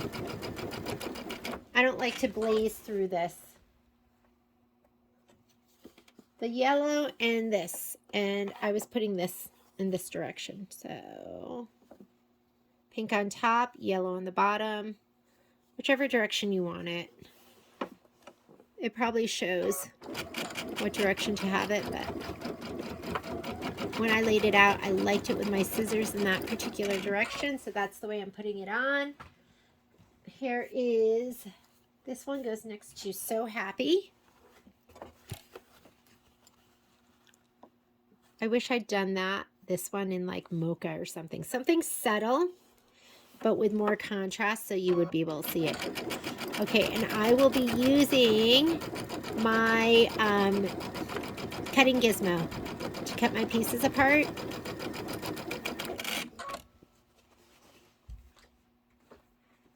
These two pieces, I have this on the top and this on the bottom.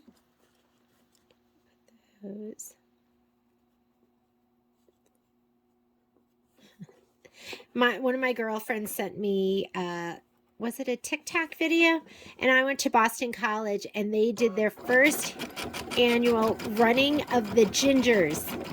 So it was all like the redhead kids at school.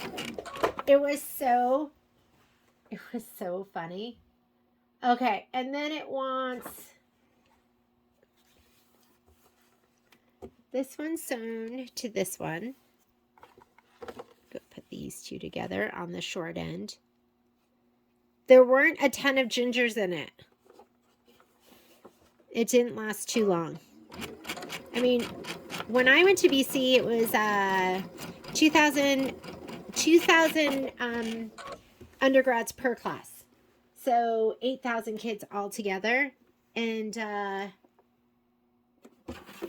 these two go together. I don't know how many gingers they showed. Maybe like 50.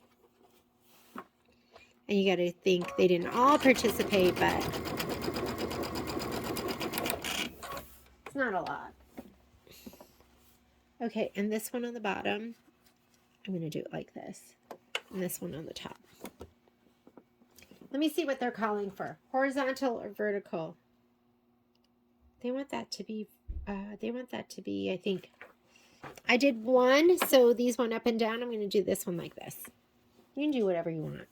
I know it called for it to be horizontal or vertical, but I'm just stitching it.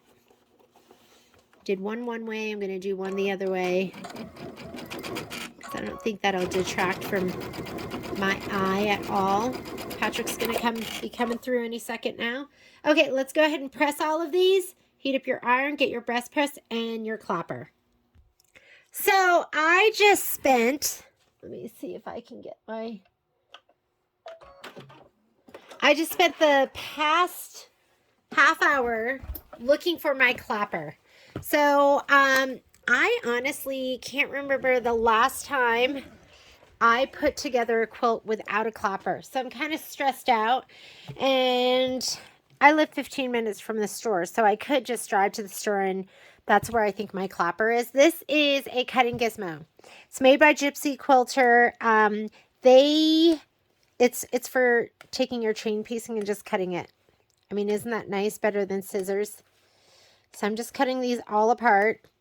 I'm going to press, and then we're going to sew together the next group.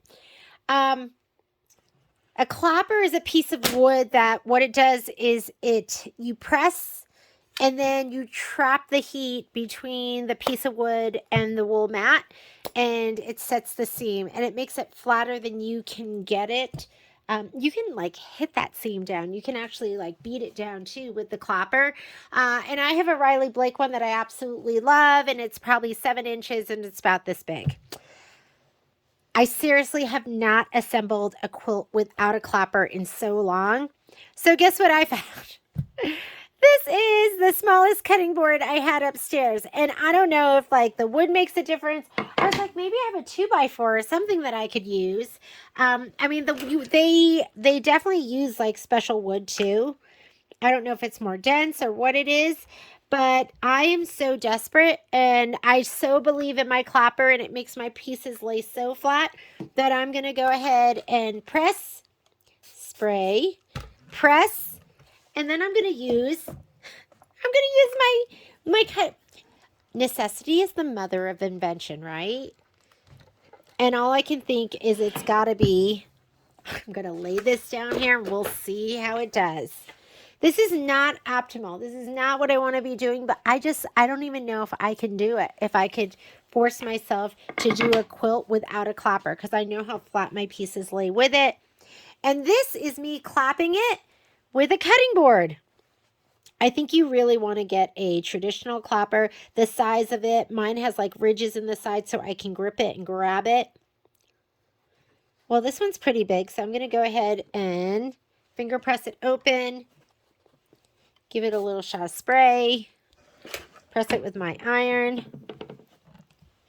And then we'll go ahead and clap it with my cutting board. It feels kind of ridiculous to me, but I'll just let it sit there.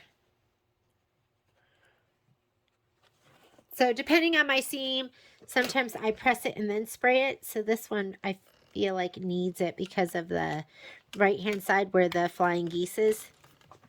So I'm gonna press it, spray it, press it, and then we're gonna take my makeshift clapper and we're gonna lay it down on top of it. I have been thinking that I wanted the bigger one too. Sometimes you just have bigger pieces, and I've been thinking about it, and now I go, okay, I obviously need 2 at home, so if I accidentally take one to the store, I'm not in a pinch. You just can't get your pieces as flat without it.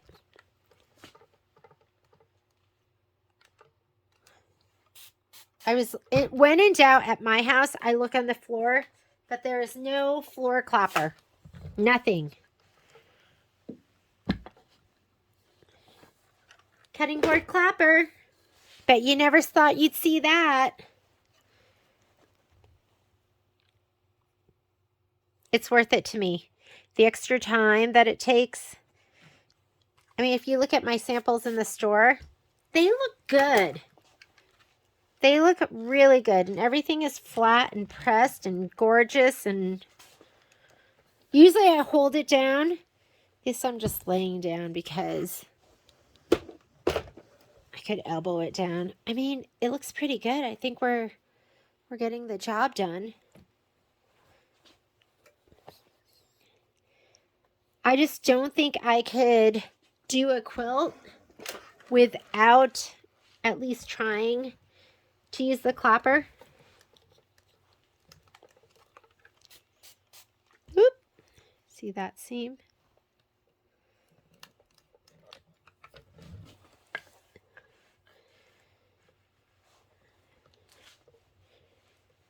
I wonder if I could use a 2x4. I have also a wood block that I use to, I use that when I am using my OESD Perfect Punch and I'm punching out little rivet holes, but I couldn't find that either.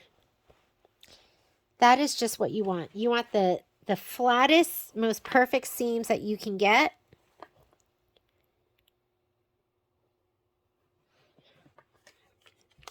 Something like this. It's so little. I'm going to just spray and press.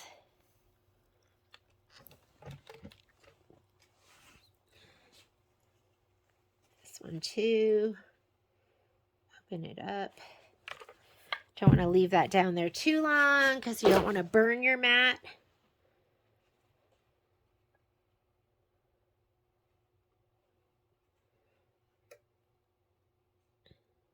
There we go.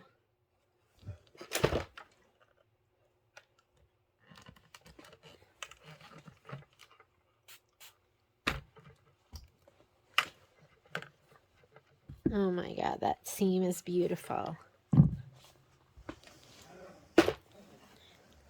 Okay, these are going to be on the little itty bitty short ends.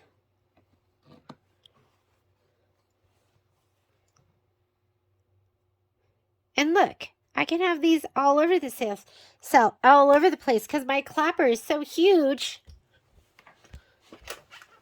Wait till you guys see the video, huh? And you see, you go, is she using a cutting board? Why, yes, I am.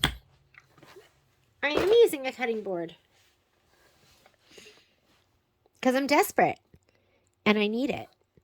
Okay, so these are ready to go. Let's pair them up again. I'm going to go back to section 1 and let's see what we have to put together. We're going to go ahead and the scissors to these scissors, and now I'm going to sew them to the blue one. Okay, so it's going to be like this and like this. So we'll go ahead and put those by the machine. This is going to get sewn together. It goes down. It gets sewn together with this. That by the machine. So happy. This gets sewn together with, not that. That. Put that over here. And this gets sewn together. This. Flying geese. This one on the bottom now.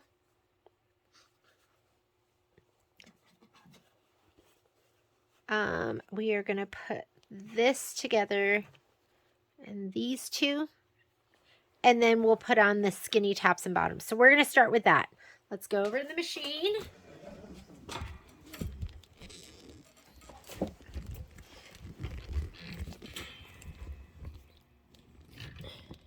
You're going to get the side angle so I can get a decent angle from the front.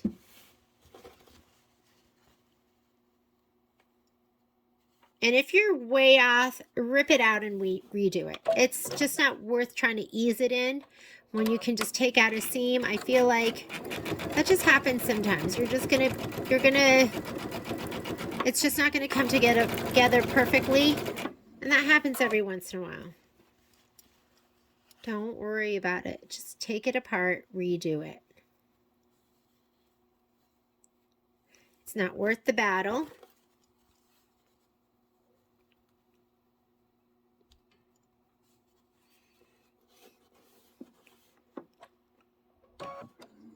And let that needle do a couple locking stitches and then let those feed dogs kind of grab it, or you can just set it up to do the locking stitch. I sew a couple stitches off.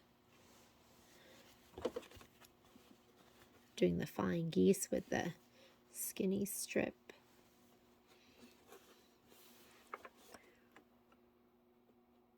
And then we're going to press and clapper it again.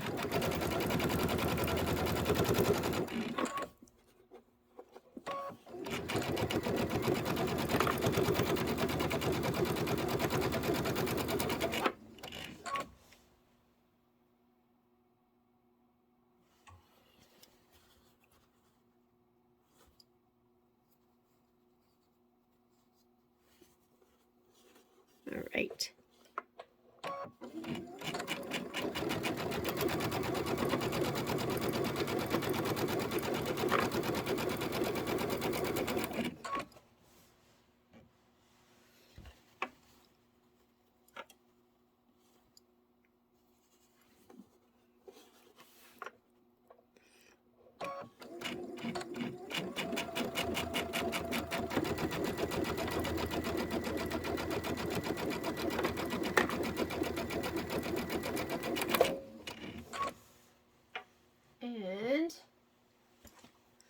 this to this side.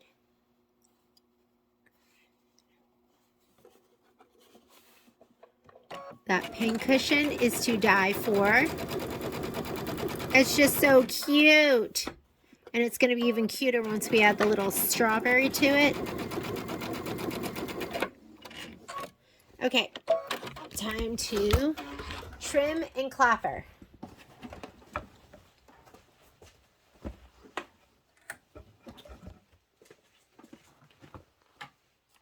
I think you can see this, right? And because I'm sewing together at such a tight stitch,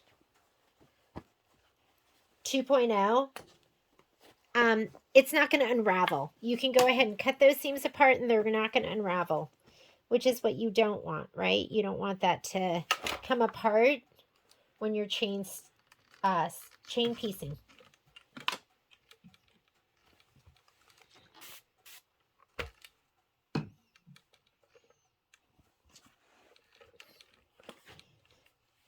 Clapper. Let's get this one. And these I just press open. Otherwise they get really thick if you're going to be pressing them to one side. I think kind of rule of thumb is if you're stitching in the ditch, you want to just press it to one side. But like I said, these get really thick. So if you don't press them open, they're just going to be super bulky.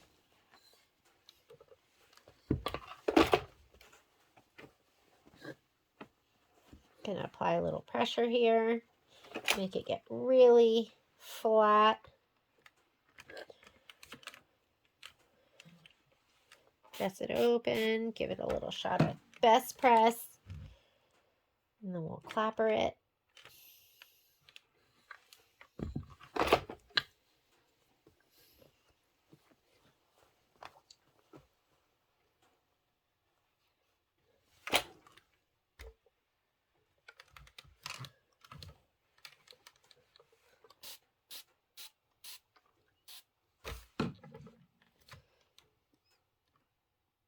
You just want to press it till it's dry.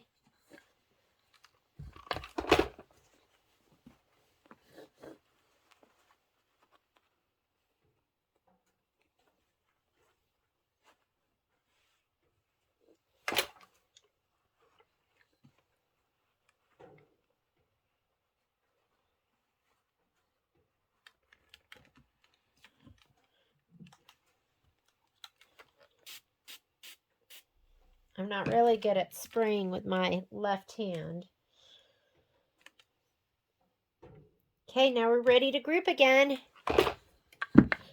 Let's see what goes together this time. So we have this block here, and we're going to put it together with, oh, I didn't press this one. Let's press this last one. Then we're ready.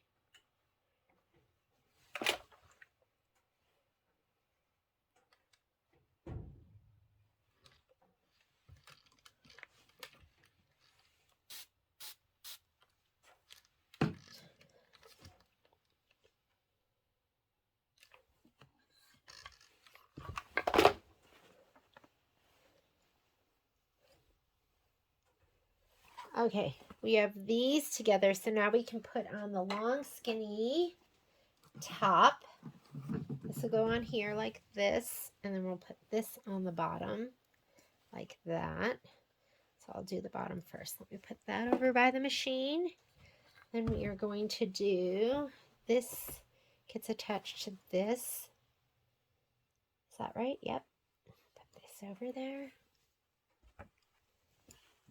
This is going to get attached to the other part, and this gets attached to, these two pieces go together, just like, oh, almost had it wrong. These two, just like that.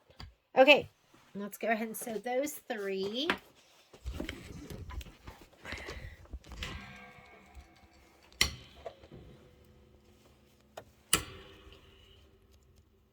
Line it up on the short edge and then the long edges too. Make sure those are together.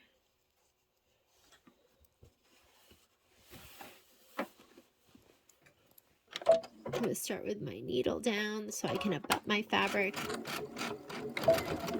You could do a forward and back if you want, like a traditional locking stitch. You could set your machine up to lock in place if you want. You can just hold it there so the belt will engage if you want. Let me make sure that is right. That is right. And we're going to sew the whole thing all together.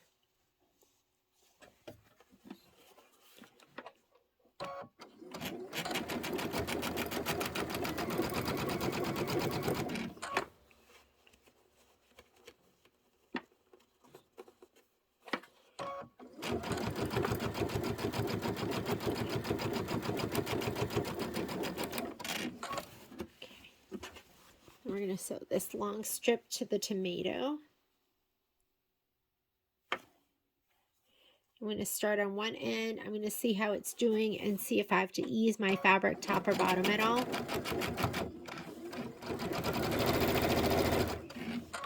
Looks like it fits pretty perfectly.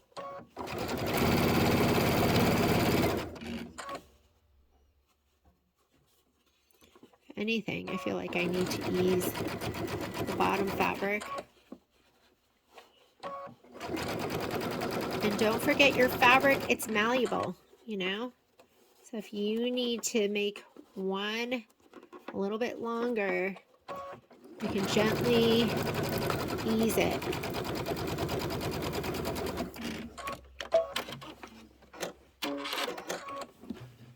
All right, let's go clip those and press them.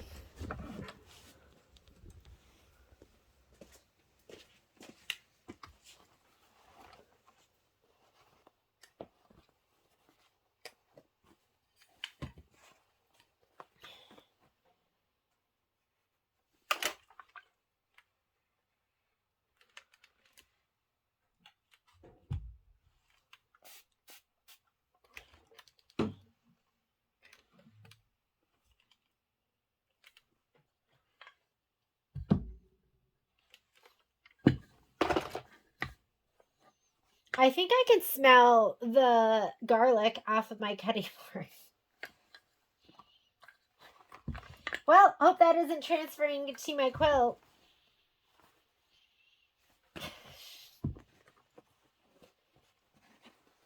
And that'll be a first, right?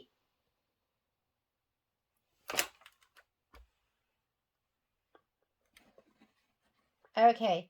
I've been thinking about getting the long one because I've always thought I only like the little one because I've only used the little one. I thought the long one would be just too much for me to handle. But I've been thinking more and more that maybe I should get that long one.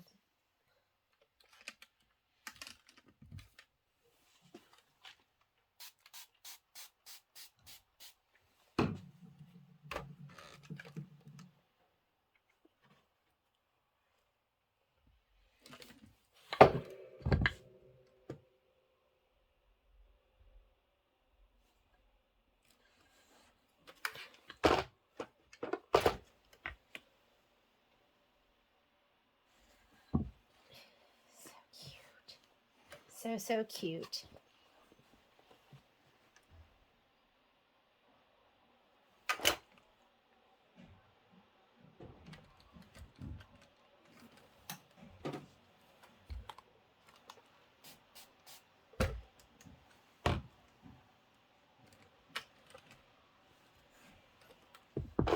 All right.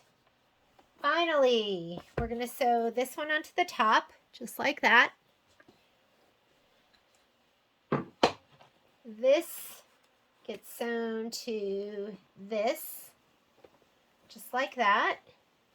And then last but not least, once this is all together, then we'll put the flying geese over here on that end. So I'm going to sew these two together right now, and then that together. We're almost there. Homework almost complete.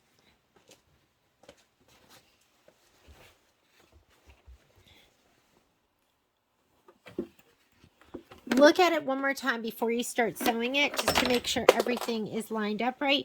And if you have any seams that are going to match up, put a clip on either side. So this seam right here is going to match. I'm going to clip either side. I wouldn't recommend pitting because it's pretty thick and it could cause your fabric to move in directions you don't want it to move. But go ahead and clip it. And that way there's something kind of holding it there. So on either side of that seam. And I think that's my only matching seam.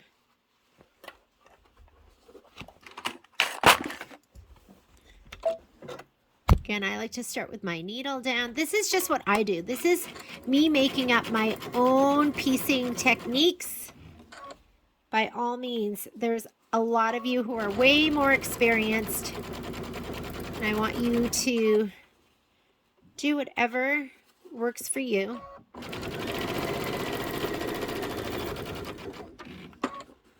And I'm just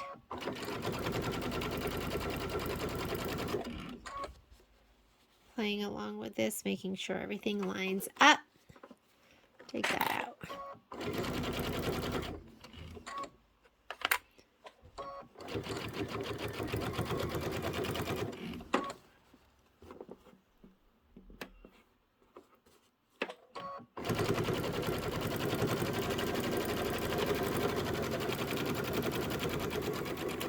Okay, that one is done. I'm going to do this, and there are no matching seams with this, so I'm just going to go ahead and lay it down. Take your thread, your embroidery floss, and just pull it to the other side, the opposite side. You could tape it if you want, whatever you want to do.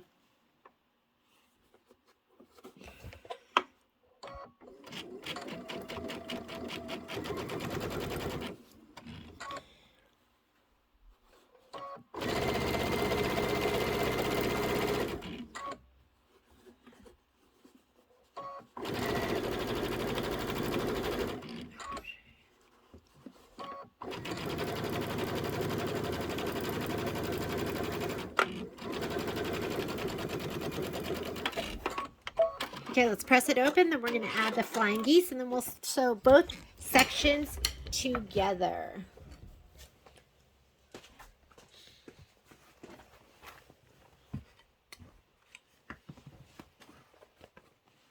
Oh my goodness. It's cute. It's so cute. And I love the colors. And I love the new I love the new fabrics. I love them. Absolutely love them. She's done such a great job designing those.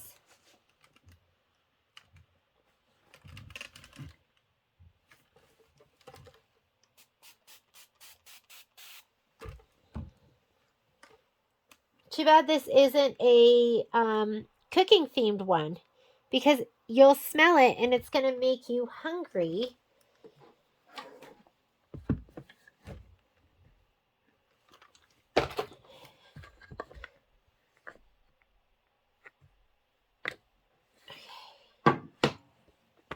So now we're going to take this, and it gets attached right here. You do have seams to match up, so be mindful of those. And let's go ahead and open this one up. Look how cute that is. Oh my goodness.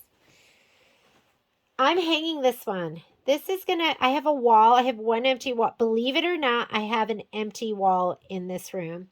And I was thinking I needed to make that my design wall. But I also have a couple paper piece quilts that I've done that have never been quilted, because I dream about quilting them, but I haven't quilted them. And I thought I'd hang one of them there. I don't know if you know Violet Craft, but she's just one of my favorite paper piecing designers. She's so much fun.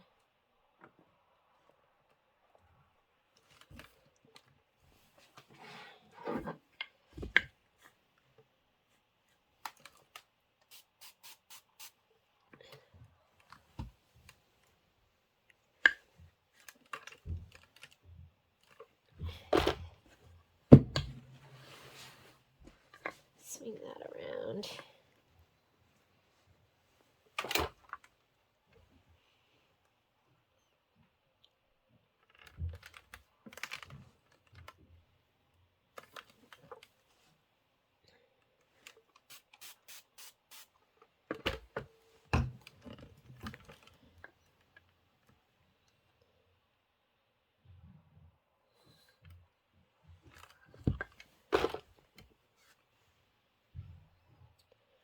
Okay, I'm going to sew these last two pieces together from section 2, and then I'll sew section 1 to section 2.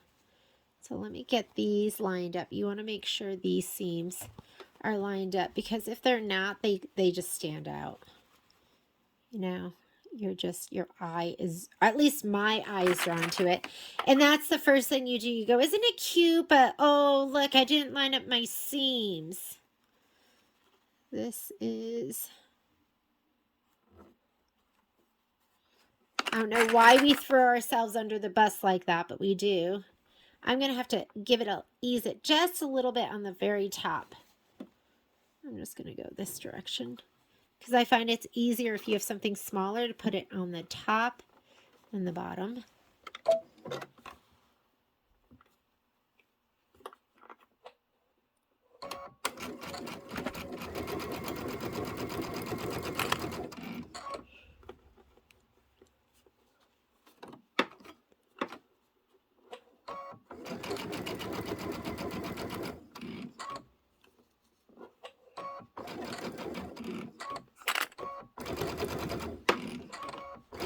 I was contorting my hand, and you can always lock it if you want it.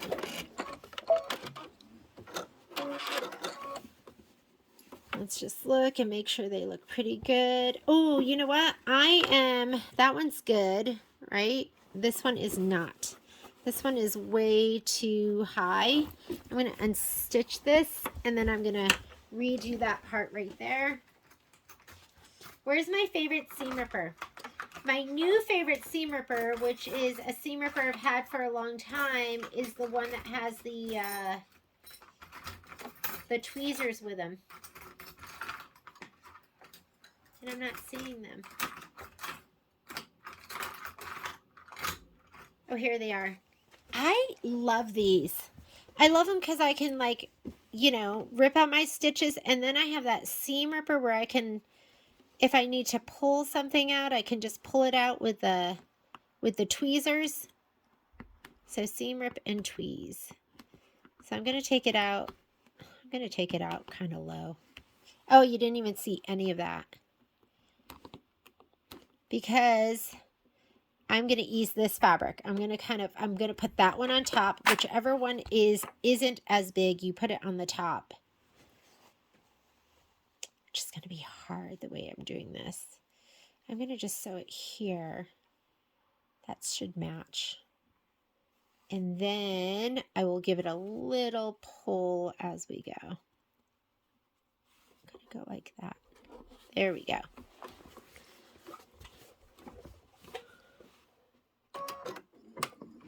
Oop, he is not threaded. Foot up 2 opens up the it opens up the tension discs. Okay, here we go.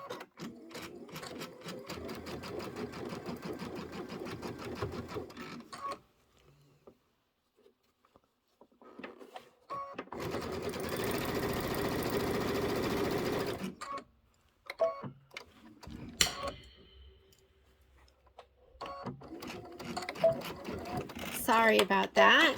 First you had a blurry view. First you had no view, then you had a blurry view.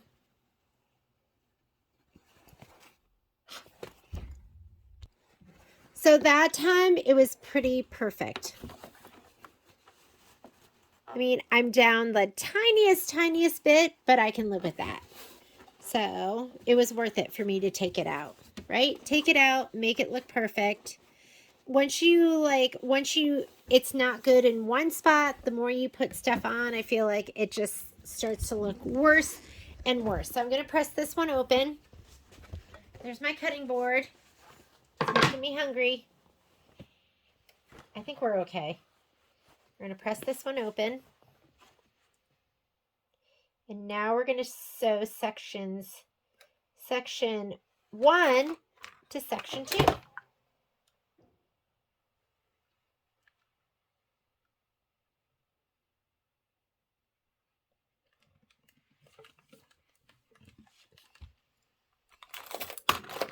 Oh my God, all my favorite scissors and tools.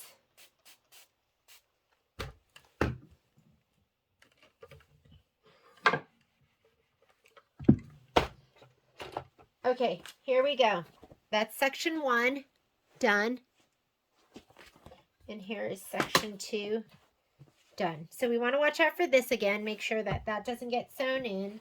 We are going to sew these 2 sections. We have a couple seams that are going to match this one and this one, so be mindful of those. And let's sew them together. And then we will be ready for tomorrow's sew along. The only thing I think you're going to have to do that we haven't done yet is you do need to put some shape flex on the back of the cross stitch designs. I did not write that in the instructions.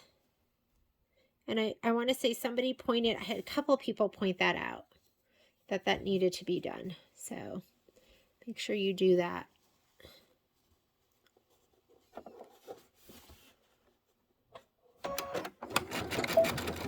Sometimes I'll start in my fabric too, so it holds it together and it doesn't like push one side down. Let's make sure these are pretty matched up. Those look great. They look amazing.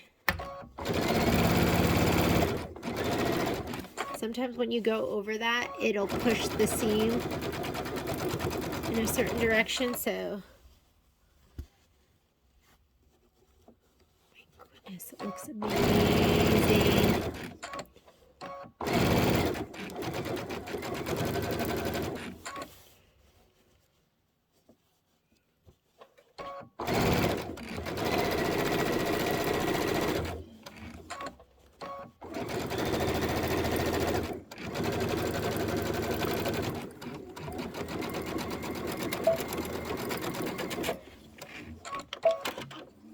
Okay, let's press it open. Sometimes if a seam gets sewn, pushed to one side, depends on the seam. Sometimes I'll unstitch it, but most of the time I just leave it. And these are all perfect. Let's take a look. Looking good. Looks really, really good. Okay.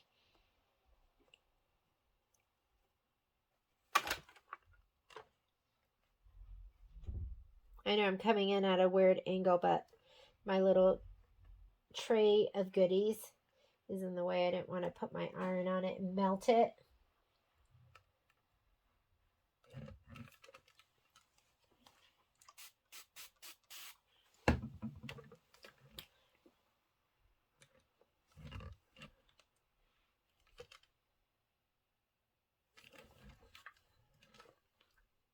Oop.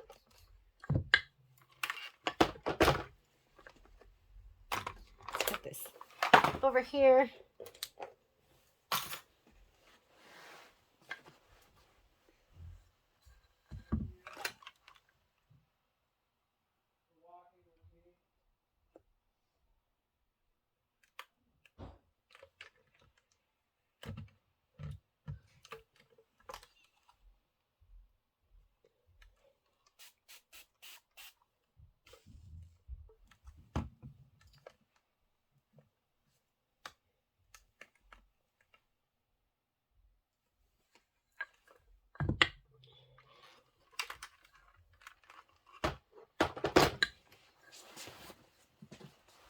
And I don't normally flip it around, but I want to keep it in view for you.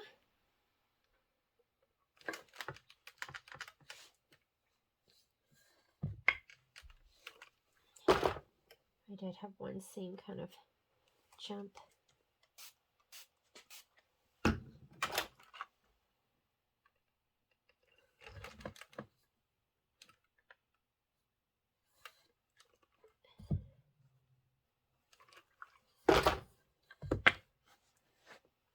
All right.